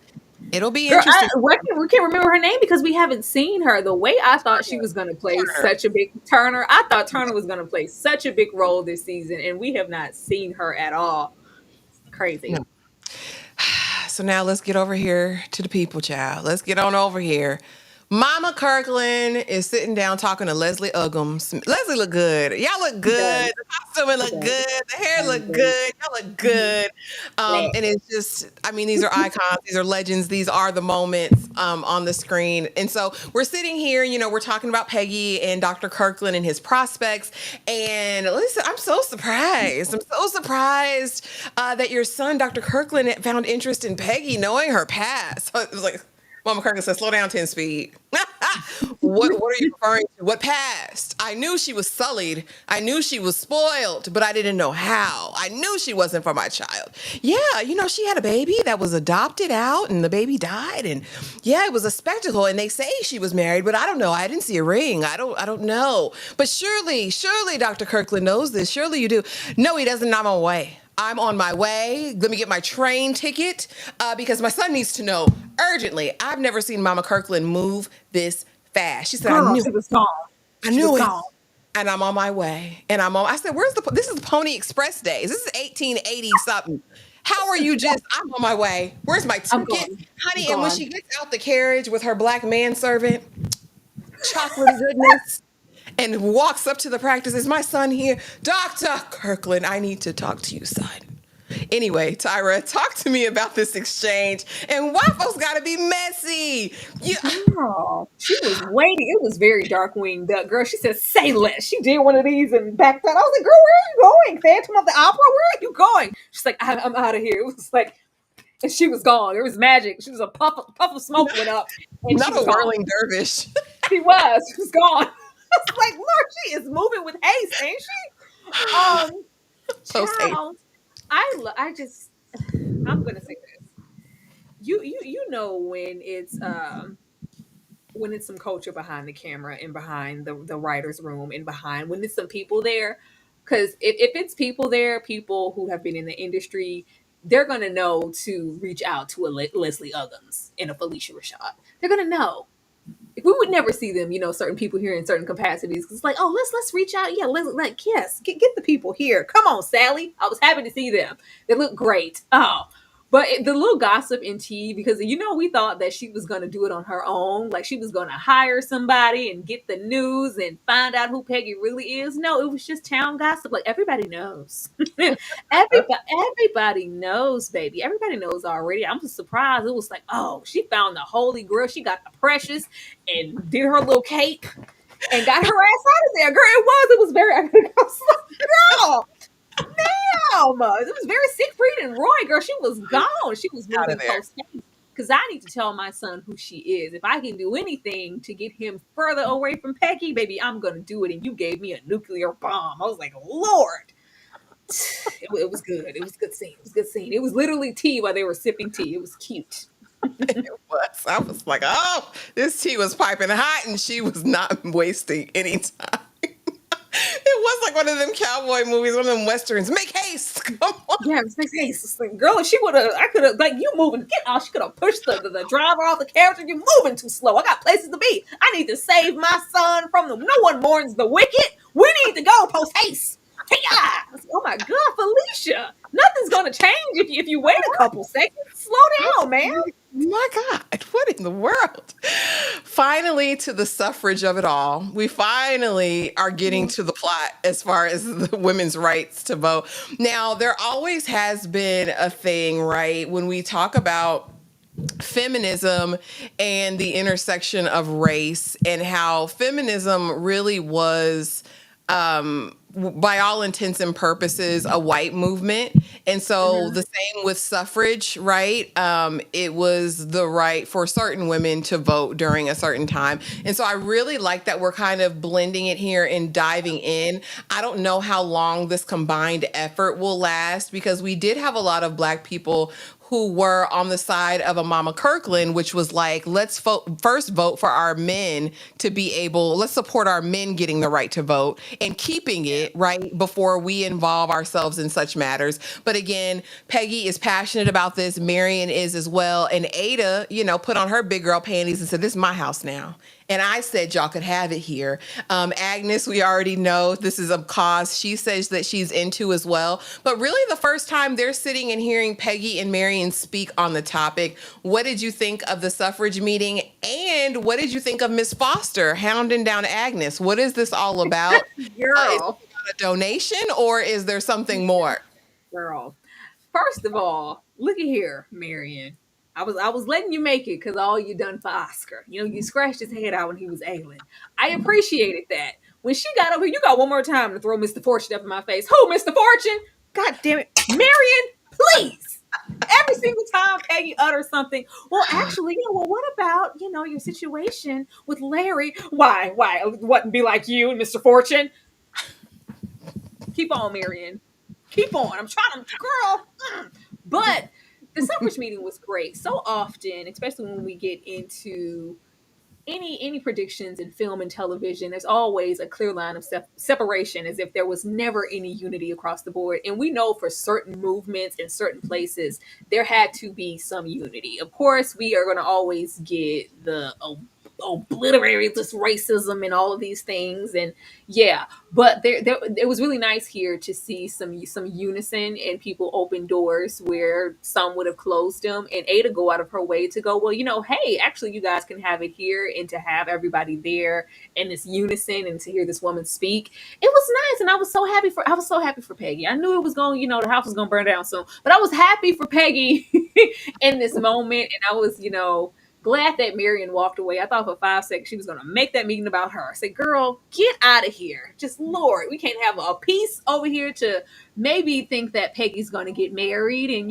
she needs to have, some hopes up for Dr. Kirkland. He's a good man, Savannah, also. She's just like, oh, I can't. Go that way. Go over there in your closet, Marion. But goddamn Agnes, that's not about a donation. It's something else. She's hiding something. And I really want to know what it is. Oh, I really want to know what it is. I do not think the way that this lady was like, baby, I've been trying to track you down. I've called, I've sent letters. What about in the name and whose deed was on the... I don't know. Go over there. She said, oh, too bad. I'm booked. I'm booked and busy. So sorry. Sorry to this man. I won't be able to be available for anything. I think she's hiding something. And if Mm. she's hiding something to the extent like even Ada doesn't know, because Ada was like, what's going on here? Like, what does this woman want? Girl, what are you hiding? I feel like there's some light in them their heels. I was very intrigued by the conversation. I didn't think that it was giving like, this lady's so aggy. I just don't want to be bothered. I really feel like Ada is hiding something. Or Agnes, so Agnes is hiding No, something. Agnes is hiding something. Yes, I feel like she's hiding something. Oh, you think the family's like in debt or like, cause I was wondering if it was the other way. Like, is there like some secret property that she should have inherited or didn't get? Or, I mean, cause it is kind of like I'm avoiding you like the plague. And if it Yeah, was just about a donation, would it be that serious? I don't think so. I don't think so. It could have been like it is something. I don't know if it's I want to know what it is because we've been kind of getting this same note with Agnes this entire season. So to get here and she is really like, oh my god, like can you please? You went out of your way just to stay as far away from, and it could just be something so simple. I think that some floodgates are going to open because we had Ada this episode. She felt so much validation in the fact that all the ladies were there and such and such said that she appreciated me for having them over to my house and hosting this get together. And we have the tea here and the women's suffrage meeting. I think Ada might go out of her way to go, oh, my sister said, no, come, I'll do it. Let's talk a little bit. I think something's going to get exposed. I really do. I'm here for it. I mean, and also we hear Agnes, which was again out of turn to say when she finds out about the property that Oscar is getting. She says, our family was in the, they owned property there for hundreds of years. And I'm like, why is that significant? They don't just throw stuff in here for no reason. It's all going to make sense at some point. So I wonder if there is some tie-in to all of it, especially now that John Adams has bequeathed his estate to Oscar. And again, we kind of touched on this already, but how do I love thee? Let me count the ways, darling. You listen, you're the sun and I'm the moon and you're the stars. I think about you when I'm not around you, baby. Like I miss you when you're not there. I need you in my life and all of the things, all of the beautiful words. But that's very, very short-lived. Why? Because she got there in 5 minutes. She got to the doctor's office in 5 minutes with her beautifully melanated manservant and went in there and said, listen, I told you she was a hoe. I told you. Girl, actually, please. And she had a child. I don't know if the hoe was ever even married. She's soiled. Girl. She's sullied. She's a brazen hussy and you can't marry her. He said, oh God, I have to talk to her. You don't need to give her an explanation. You don't need to explain nothing to her. She's a hoe. Ain't no questions. She didn't tell you. I'm just saying mama's always right. He says, let me get out of here. I gotta go. I gotta go talk to Peggy. Tyra, what is Dr. Kirkland gonna do? First I said, Marion, take notes because we owe this man. Larry, y'all take notes. This is a mature way to handle. We've been bombarded with some information that we didn't know. She went over there boom. I told you she was trash. I told you, when I told you she was a woman of ill repute, I told you. She was already over there being a woman of ill repute, having children out of wedlock, being dark skinned. Get her ass away from the family. No, damn. No, we will not Jack and Jill her. Absolutely not. She has to go. And this is validating every sense in my body that I had that she didn't deserve to be a part of our family and in our stock. Girl, who's like, yeah. But I was a little scared. Because Dr. Kirkland's voice got a little cracked. He's like, no, well, she's still a brilliant, classy woman, mama. I was like, stand on it, Dr. Kirkland. Stand on it. Hold the mule, Dr. Kirkland. Come on. We need you. And I was so happy that he didn't just take her words verbatim and, oh, my God. No, I owe Peggy a conversation. I'm going to go talk to her and see what's going on. I just don't know. He looks so worried, like this changes everything. I don't leave Peggy, please. It's been such a great time. Please don't do this. I'm really hoping that he is progressive enough to really stand by her when he knows the full truth. And that, I was married. There was these things. My dad did such and such. Does that mean I'm worthless now, or I can't stand by your side? Am I still the great, intelligent, magnificent woman that you were telling me I were on this picnic blanket, or what?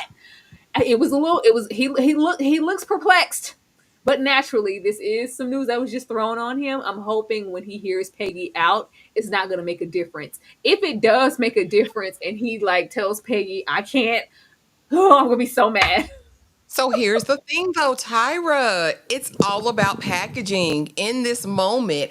I really feel like the fact that he was caught off guard by this, that his Yeah. mother presented the information is what's messing this up. Because honestly, even like I said, even if he wanted to live in his delusion, Peggy is a woman enough of the world to know my past is considerable. This is whatever man, a high value man. So, I'm just saying, like, I would rather present my faults to someone rather than them hearing it from someone else. I think that's the worst way. It does Yeah. speak volumes to his character that he does still want to have a conversation with her and see her face to face. However, I don't know. This is going to be very, very hard because his mom has this tea. She's going to use it as a weapon. So it's almost like the shame of it not only is going to bring shame, I guess, to him, but what else could it do to the Scott family, especially not knowing the full truth, unless we get a situation where it's presented the full story and really how tragic it was, and we find out that Mama Kirkland has a heart of compassion. I Hmm. really doubt that'll ever happen. I don't even think she was married. I don't even think she was married, son. That's what She she was just out said. there laying it low. She was over there acting like Evelyn Brax, out there laying it low and spreading it wide when everyone hanging around Brooklyn. Ma'am, please. I have not enjoyed hating Felicia Rashad. But I just feel like so much of this episode in this season, it was just so significant and signified change. I feel like he's about to tell her, like, no, mom, I'm bringing Peggy home. Get used to it. I feel like he's gonna stand by her. I really do. Everything's just kind of progressing in leveling up. The suffrage meeting, the situation with Oscar, all of that. Larry, it was just it's giving new. I don't see him walking away from her at this point. I think he really loves her. I do. But like his mama said, listen, like his mama said, my son doesn't want a spoiled woman. Like, she already had a child. Like, that was just like the end Girl. all. I don't know if he's strong enough to stand against scandal. Again, because reputation was so important, especially for his profession. I'm just like, we think that it was, white society was something, honey. Black society was something, honey. You ain't never been shamed until you've been shamed by black society. So I'm very, very curious about what's going to happen. But I mean, I'm going to keep hope alive. I'm a forever optimist. I just don't know if he's got the backbone, Tyra. I I don't believe know. it. When he no, he was standing there with his mama and he gave, I say who, I say when, I say how much. She's a beautiful, brilliant woman, mama. I swear to God. It was given pretty. I say who, I say when, I say how much. Peggy is everything I could ever hope for. She's gorgeous. She's mom. Like he could have broke in this moment, and I think if he was what we think he is, he would have went like, "Oh my God, mom, I'm sorry. Thank you so much for telling me," and commits to sob on Felicia's shoulder. No, he went like, "No, let me hear it from the horse's mouth because I'm not just going to take it directly coming from you, no matter what you said happened." I think he's Yeah. gonna stand by her. I think so. He We might. we gonna see. Arthur, thank you so much for the $2 super chat. I have not enjoyed hating Felicia Rashad, but here's a part of our history that we can't deny is that everybody. 90% of people have a Mama Kirkland in their family somewhere. And I think it's important that we get to see this side. And like I said, I will give it kudos to this show every single time for giving us this expression and this representation of blackness that we don't see often. Now, for better or worse, villain or not, it's a truth that was very, very real and is still real today in some families, in some spaces. So, I mean, just kind of be mindful of that as we venture on, because baby, it's real out here. We have to stand in this because this is, a moment of a certain time. We want those dynamics of marriage. Peggy wants that for herself. At this point, if it does not work with Dr. Kirkland, we might as well have her over there with old Mr. Fortune. And well, I'm actually divorced now because it was always you, Peggy. So now that we're both, people of a certain kind, now we can be together. and be ostracized because we're both ill at this point. We're marked goods. Uh, he And I has know to be the we're better than that, but I think we have to. I think we had to. I would have so loved it if even when he said, "Baby, keep it on the low. I don't want to know." If she had just said, "Listen, you have to know this. Like there's this thing I can't not let you because I can't have you out here looking a certain way when you're with me and you not knowing what it is." yeah. And not saying that takes away necessarily from her love of him, but I think she's just like you said, so enraptured in the moment and in like the She ain't never butterflies had and glitter this. of I it ain't all. never had none of Yeah. this. I ain't never been treated like this. This Yeah. is Yeah, he great. got her down bad. He trying to fight for her in the bus station. Um, TNT Bandit, thank you so much for the $5 super chat. I don't think Dr. Kirkland will be upset, but I do think Peggy won't accept Mean Mama Kirkland taking train, horse, buggy to spoil things for her. Yeah, We I would are love to see like some like you mean to tell me that she's not gonna have any layer of and she probably won't because the way she came in there, you're like, oh, she got a dead son. Like she had no compassion for Peggy's situation. I was like, either way, you don't know everything, but you know at least she lost a child, ma'am. Mama yeah. Kirkland, have some compassion. She was like, nope, I'm a dog with a bone. Leave her where she at. She for the street, son, ma'am. Oh, Lord. Thank you, This Black Girl's Life. We appreciate you coming through with the super chat. Let's see. It says, give it up for Sally Richardson. Great directing, Absolutely. period. And I will Absolutely. say, for anybody who's been set here and you love you some Sally Richardson, go on over there and watch Dr. Bus and them in the wintertime. Sally did a great job over there in the wintertime. She was great. Oh, winning time was cooking, cooking, cooking. Midnight Marauder, thank you for stopping by. I said, listen, I'm heading out to an event. Take care and enjoy the series. It's not my cup of tea, but going over there. Thank Thank you. you, boo. We appreciate you. Charlotte, thank you so much for the $2 super chat. Jack got a house and told the truth. Listen, we're going to get there. Charlotte, we're going to get there. I promise, I promise, I promise. I made too many slides in the first place. Let's go over here. And this will be Yes, quick. Desi said, Sally Richardson directed this? Yes, she did. Sally Richardson is, she's on the executive producer of the show. And she directs, she writes, woman of many talents. Absolutely. Oblivious and useless. Again, she comes over to the office now because, listen, I'm in this house all by myself. Y'all want me just alone? No one's listening to me. Do you know that she was talking in mid-sentence? Larry said, "Oh, Dad, I got this. Oh, yeah, son." She's steady rapping. Like, okay, I guess I'll leave now because you guys aren't listening to me. No, ho, we're not. Go plan a party. And so, of course, she announces she's doing the Newport Ball because Miss Astor cannot any longer. Again, they don't care and they pay her dust, which she deserves. I just wanted to put that in there. Finally, No, go back, because I didn't like this. I did I not did. like this. I I am did. not letting old George Russell off easy. This is who Mhm. Bertha is. Bertha has been this for quite some time. But now that your career and your finances, even though it's y'all, like it's threatening financial ruin for the entire family, how are you going to fault her for something that she doesn't know and lash out at her in this way? Like, you're not going to take your little deeds and put it my way. What did I do beyond he act like, oh, you ruined something or you changed? This is who she's been. This is who Bertha's been since we met her. And Yeah, you loved it nonetheless when it worked in your favor and it was all good and the money and yeah, go on down there and be chummy with the folks and let's get this deal. Now all of a sudden I'm trash. yeah. Bertha is trash, but she's never been trash to you. Not up until this moment. Like he's acting like she's changed and every decision she made, it was under the guise of something else. Like he's been tricked. You have not been tricked, George. Please get your life together. I just want to say that. I think it stopped serving him. I think Gladys was his reality check because I think because for the first time there was a direct impact to his character and who he was. If Beard that connects on both sides is nothing else, he is a vain man.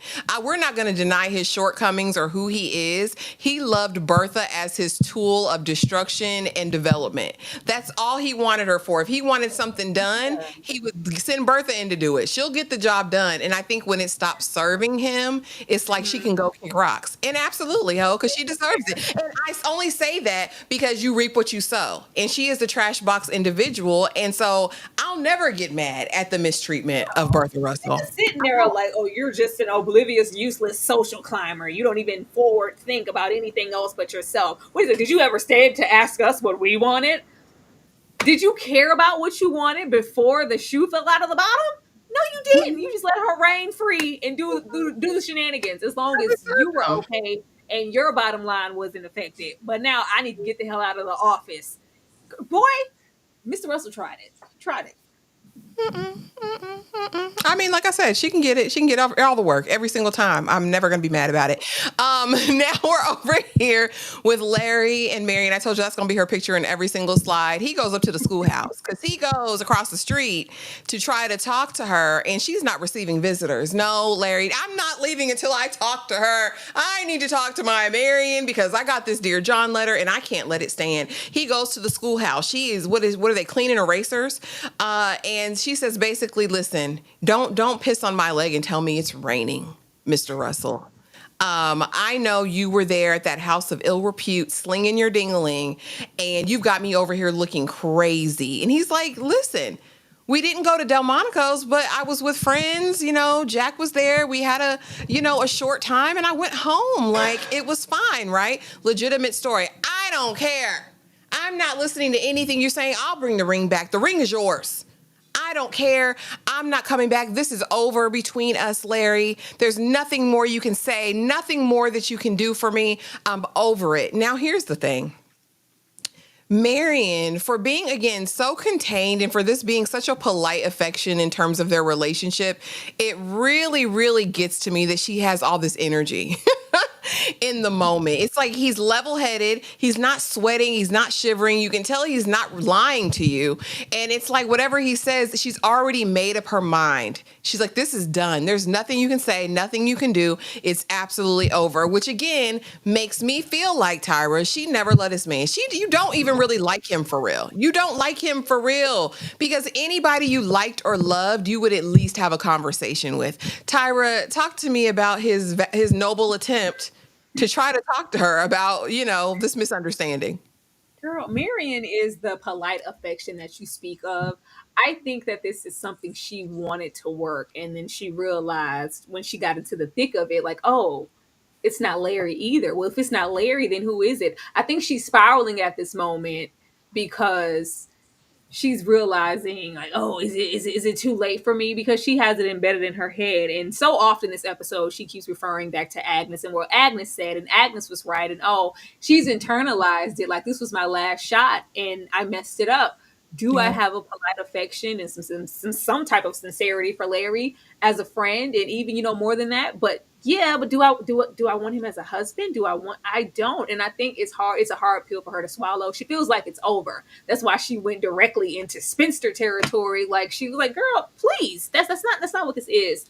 I think that this was a cop out. There's no way you could have ever just loved Larry down and you didn't even think he was worth a conversation. Like the way he had to track her down, like I had to come down to the schoolhouse in this high polite society and confront you about where I wasn't, what I wasn't doing at the house of ill repute. Man, it wasn't that. And the fact that she just didn't even think to like, oh, you're telling me the truth. It took another person for you to be like, well, I was wrong. No. What kind of partnership would that be? What kind of marriage would that be if I come in here and tell you? And of course she had that, well, you lied initially. You told me you were going somewhere else and it wasn't that. But I'm telling you the truth. The fact that you didn't care to want to know the truth. You didn't want to confront me. You didn't want to talk to me. You could even give me back my ring yourself. You used Ada. Like, ma'am, it's just unfortunate. I feel like she knows that it's never that, but instead of saying, Larry, it's not you,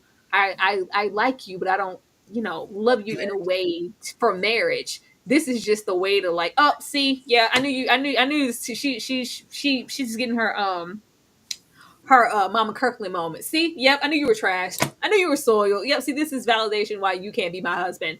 No, it has nothing to do with that. It has nothing to do with that. I feel like she has swallowed, oh, the third time's the charm. Agnes said that I would never go on and I can't stand. Yeah, this is it for me.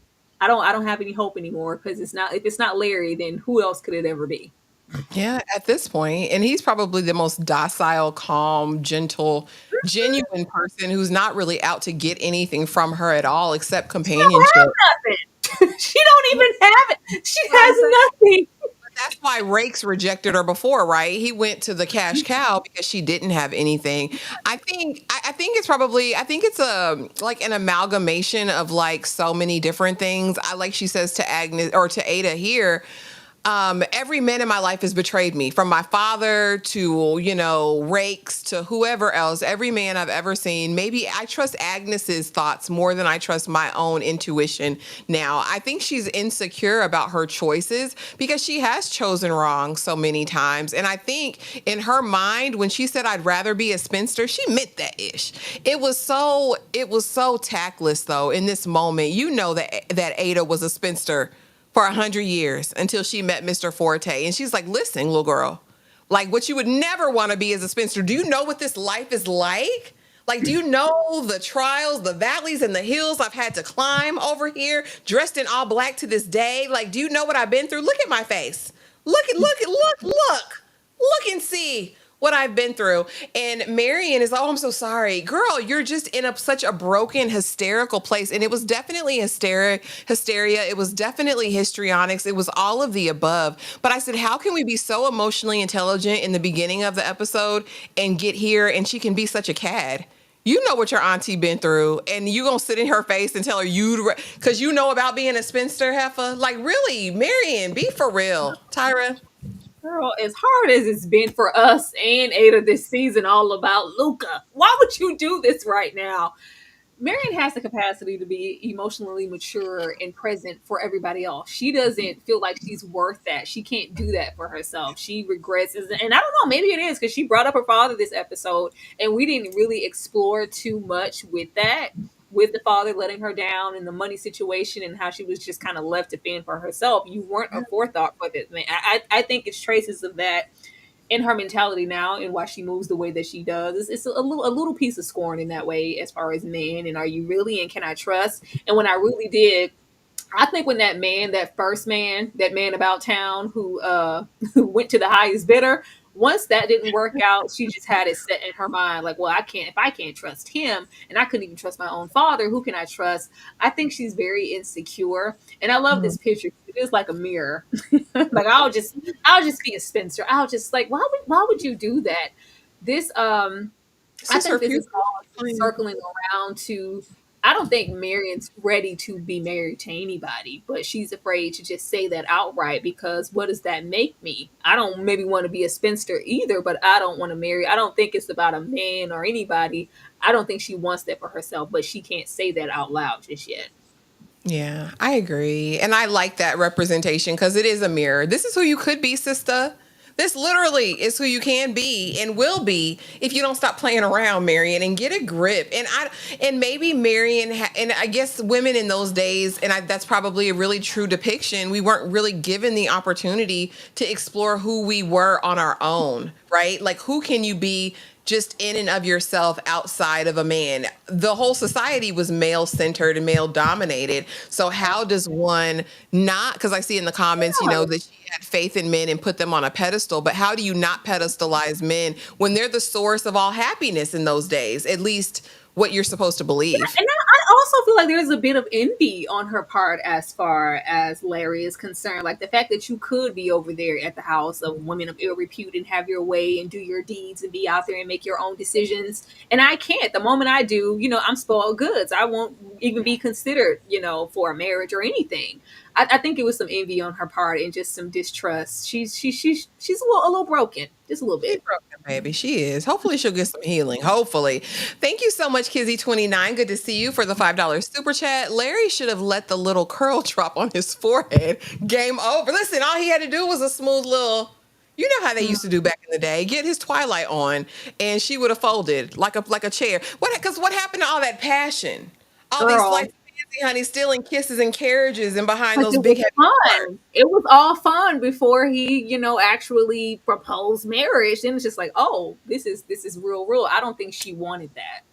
I don't either. X-Men superfan Emma Frost coming through again with the super chat. Cool. Blame the lousy lawyer from the first season. But I mean, At some point we got to let it go. At some point, if we want to, if we want to be happy for the rest of our life, never make a pretty woman your wife. Like, we have to move on and ease on down the road. Like, I'm going over there with Larry. I'm gonna go over there with Larry and take my chances. I I don't mean, know what her plan is. It has to be that she doesn't want to, because especially women of this time, they were going for like the best bet and how can I be set, because she doesn't, aside from, who she is as a person, Marion doesn't have a whole lot to offer in society stance. Like she doesn't have, like she said in this episode, if it wasn't for you and I wouldn't have nothing. I wouldn't be nowhere. I think she has a low self-worth because she doesn't know who she is. Because she had yeah. all this ambition when she got there, and it's like we're doing exactly what she is still teaching, but we don't even see that strong passion there. She needs to figure that out. Like I'm not ready to be sad and be Mrs. So and so's wife when I want to have my own identity. I don't know. That We'll see. part. Yeah, the most active and excitement. I mean, and it was exciting to see her, with Oscar at the beginning because this is the most exuberance that we've seen from her since the season one. The most like her original character, how she was presented. But now we go over here with Jack, honey. We get to see my baby Jack again. Did y'all know Jack sings in real life? I saw the video, honey. All of these are actors. Do you hear me on the stage and perform in musical theater, darling? But he sounds really good. But anyway, we get to see him again this episode, and he is house shopping, and Marion, of course, goes along with them to make sure, everything is on the up and up. And before they leave, before he signs on the dotted line, because he said, I want that one. Yep, this house will work. He said, your staff. He said, my staff. I said, yes, your staff, honey. Go get some staff. But basically he says, listen, I lied to you the other night. I didn't want you to look at me crazy, but we went over there, but I was with him the whole night. He left with me. Of course she tries to cut him off, but no, y'all were there at the Hoe House. Y'all were there at Haymarket, Harlotry. And I know what he didn't know. He was there with me the whole time. We met friends and we left together. Same story Larry gave. So now she's sitting there with egg on her face, like, I have to eat crow. But what is she going to do? Jack has cleared the matter, which we knew he was going to have to do. But Tyra, where do we go from here? Is she going to apologize? What's going to happen? I think she will, but I don't want her. First of all, you better get your place, Jack. I was like, moving on up. Better get you a place, Jack. And Peggy sings too over there on Broadway. Beautiful, beautiful gowns. Mm-hmm. I think she'll apologize, but just on the grounds of me thinking the worst of you and me still, your friend, I'm still here for you. I don't think she's apologizing in the sense of, will you ever consider, marrying me again? Can I get the ring? I would hope not, because then I'm going to need Larry to tell her where to go. Like, girl, please go away, because she's not emotionally mature enough at this point to really be married and be any of that, that he would need. I don't think she's there yet. So I hope that she just does that to kind of save what friendship they may have left, because they were that first. But I hope it's not in the sense of, can we try again? Like, Marion, don't play with us and do not play with Larry.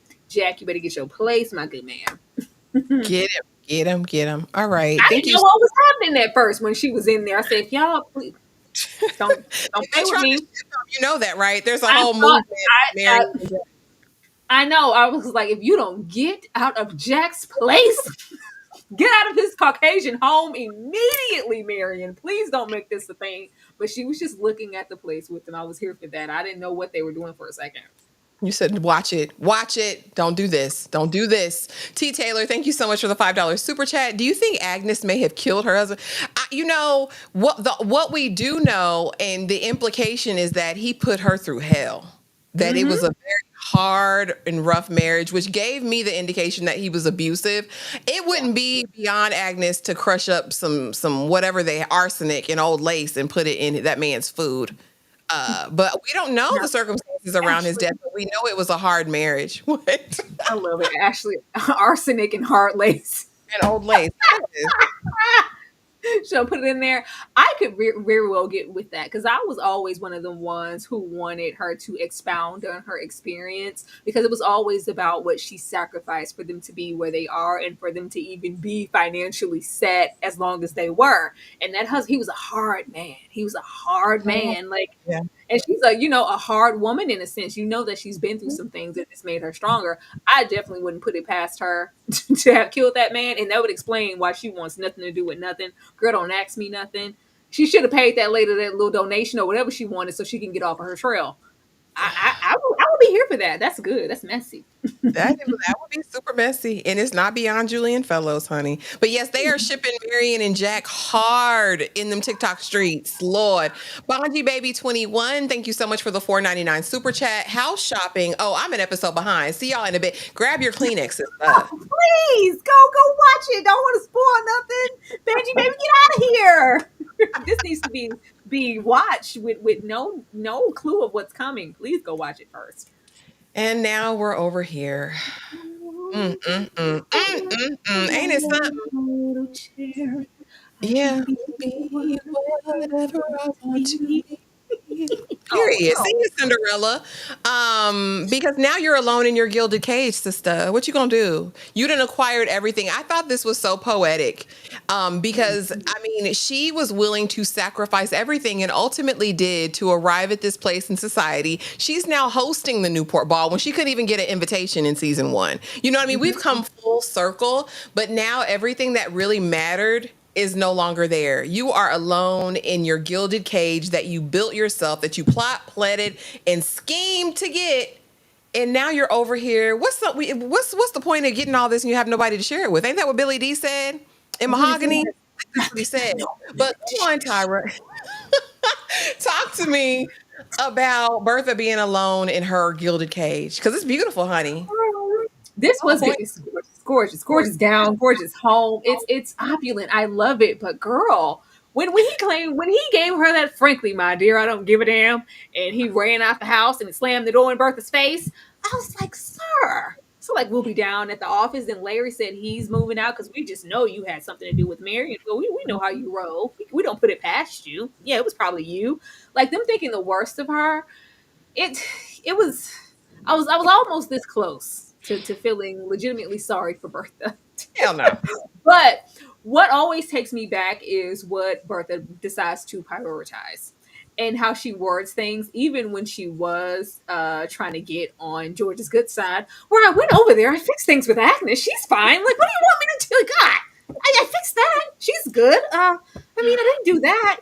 And the fact that George is telling her, girl, I could care less. You are always prioritizing some party or trying to be a social climber and get into these spaces. I'm telling you right now that we could be done for. Baby, the bank account wasn't cold before. Oh, yeah, I'll take on that party. Yeah, I'll host it. I'm going to host. I just told you we were about to lose everything. And it's just like, oh, what does that mean? Are we going to the poorhouse? Are we going to be... If we are, you're going to help us there. Like, the fact that she couldn't just leave well enough alone, and it's all about what's being presented, and we still need to get in front of this book. We need to get in front of the narrative. I'm still going to prioritize that over people just thinking the worst of me, but not just general people who's reading this book. No, or about our marriage, my own husband, my son, my daughter, in a certain place. Like, let me just kind of focus on that. Damn the party. She's like, oh no. We're going to still host that party because I need you guys to know whatever's in this book, it's not true. Even though it is. Like, why are we still prioritizing that? She just won't let it go, even though she's sitting in this beautiful castle at this point by herself. It's sad. It's sad, Bertha. But she looked good. Beautiful gowns. Yeah, girl, she gonna find a way. Well, of course, tragedy always brings people together. Damn it. Yeah. And I'm annoyed by this. And I believe this was in this episode. I'm gonna show the slide. Tara, you tell me because sometimes I be getting stuff mixed up. But the doctor does make his way over to the house, the Van Ryn house, and talks to the staff and says, I need to talk with Peggy immediately. We need to talk. How do you think this conversation is going to go? Because I don't think we got much of it, right? We didn't get much of this last night. So maybe I just know that the shots are going to ring out. I know he better not run across that street to save old George and see about his chest before Peggy gets to say her bid. I need Peggy to say it once. I don't need a whole little Peggy, spit it out, Peggy. Like, this is your moment. This is your moment, baby, to get it. I feel like he better stand by her. This is your man. Yes, this is your man. I'm going to stay beside him. I want him to stand by her. Like, the same thing that I want for Oscar and for him to know, like that conversation where Marion said, regardless of whatever, I love you anyway and I'm going to be here. I want the same thing for Peggy. I just feel like if it's not going to be Dr. Kirkland for Peggy, then that leads us to have to maybe meet someone else, a new interest, or try to maybe put Mr. Fortune back in the picture. Like, yeah, I got that divorce, girl. No, it needs to be Dr. Kirkland. It needs to happen now. It needs to be that. I think he's going to say, like, you should have just told me sooner. I'm sorry you went through that. You know, I love you just the same. I still want you to be my wife, regardless of what you've been through. I think it's going to be positive. I hope so. I hope so.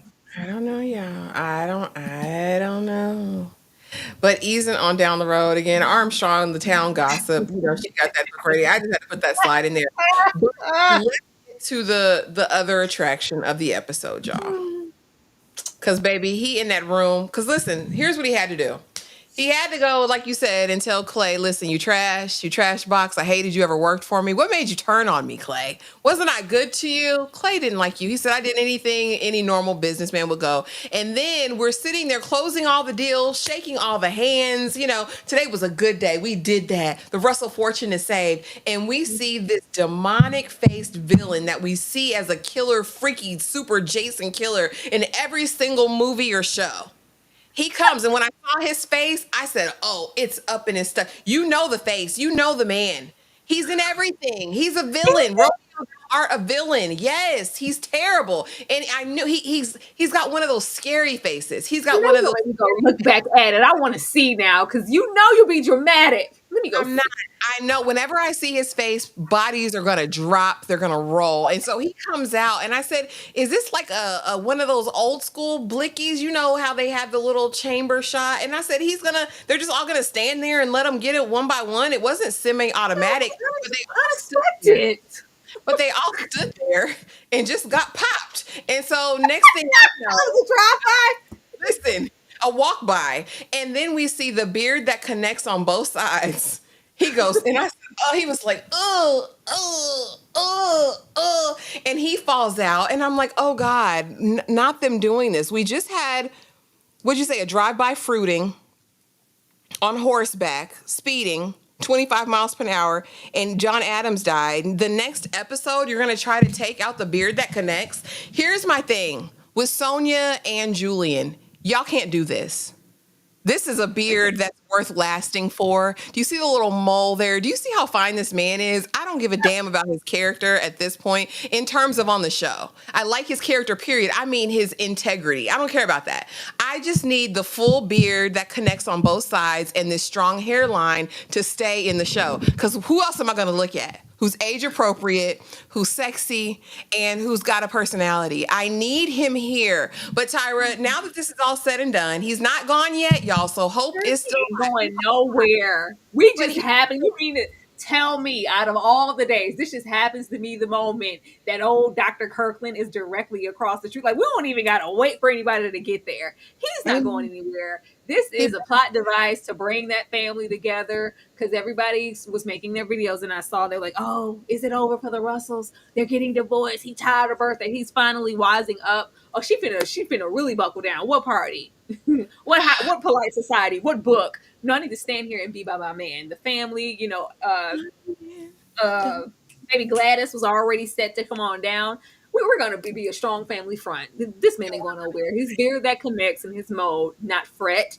He's not going anywhere. I feel like I said, hopefully Peggy gets her news out before Dr. Kirkland runs across the street to see about him. But yeah, he ain't going nowhere. But this was cute, though. They tried it. And that strong hairline. Don't forget the full hairline, too. And I look at this man, Ashley, girl. He's a freaky killer and everything. You know he is. He's got a Skeletor face. That's what I'm talking about. The man who does the walk-by shooting in this episode has a Skeletor face, and every time you see him, bodies are going to drop. It's what he does. But no, here's the question I have for you, because we know that the deed is done. They did it in the last frame like they did last episode. They're going to have to stop doing that to us.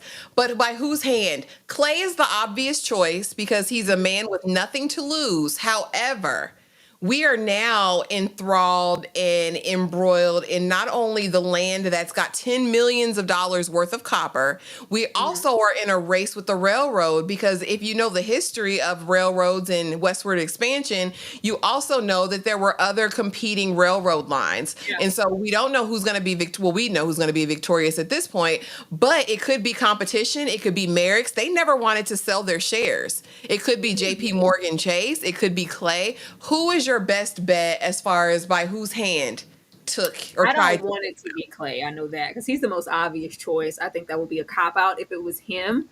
And I like the fact that he's kind of burnt so many bridges and crossed so many people that it would be like, oh, it's I want it to be the person you least expect. I just want it to be really, really left field because baby, we didn't just come in there for baby, I'm shooting everybody here. I'm not leaving a witness. We were taking like that was like a walk by for real. Like we weren't intending for Mr. Russell to go off. Like if he could have gave him a headshot, he would have. I feel like it's hopefully going to be not Clay and someone else that it's like, oh, because this is to sit him down. This is to sit Bertha down. This is now maybe not financially because we're still going to do that, but I think they're going to regroup and prioritize family and realize what it's really all for because it could all be taken away from you at any moment and you can't take it with you, sir. I just wanted to be like, oh, I never would have thought it would have been you. Please just don't be just Clay. Don't do that. Please don't be. Common Girl, thank you so much for the $5 super chat. Says, I just subbed. Love seeing people talk about my niche show. Friend, you've got tons to binge. I do uploads and we do this live every single Monday. The whole season up to now is on both of our pages. So please, please, please have a binge fest. I promise it's entertaining. I promise it's entertaining, if nothing else. Duchess08, thank you so much for the $5 super chat. I'm so mad. Mr. Russell was that lax with the way he spit in the face of the op. Fine, sir. What were you thinking? He's thinking he's untouchable. Duchess. Because that's what this is. That's what this is. Like you are just. That's why I said it wasn't enough to sit him down because we had baby Larry come through there with the cavalry and save the business. So he only had to sweat for a second. It was the same thing with the deaths on the railroad and the standoff. And are you going to just shoot me here? It's just always something to draw back. And it's like, well, I can push it further. I always kind of come out clean on the other end and win and get what I always wanted. It's kind of giving Agnes, I'm always right. I feel like this is to sit him down and have him reprioritize what's really going on here. What's really important in life. I agree with that. Now, Nartha, this is something. That lady was pissed off.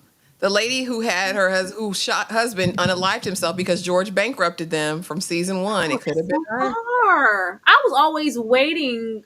Once the train track incident happened, I thought she was behind that, trying to set them up for the business to go into, some type of downfall. We ain't seen or heard from that woman since. No. And then my only other thought as far as who could be behind this is something to do with the labor union last season. But it makes more sense for it to be tied to the railroad. But I won't forget how he did them people. And remember, in 6 months, their contracts were all going to come back and they were going to have to do it all over again.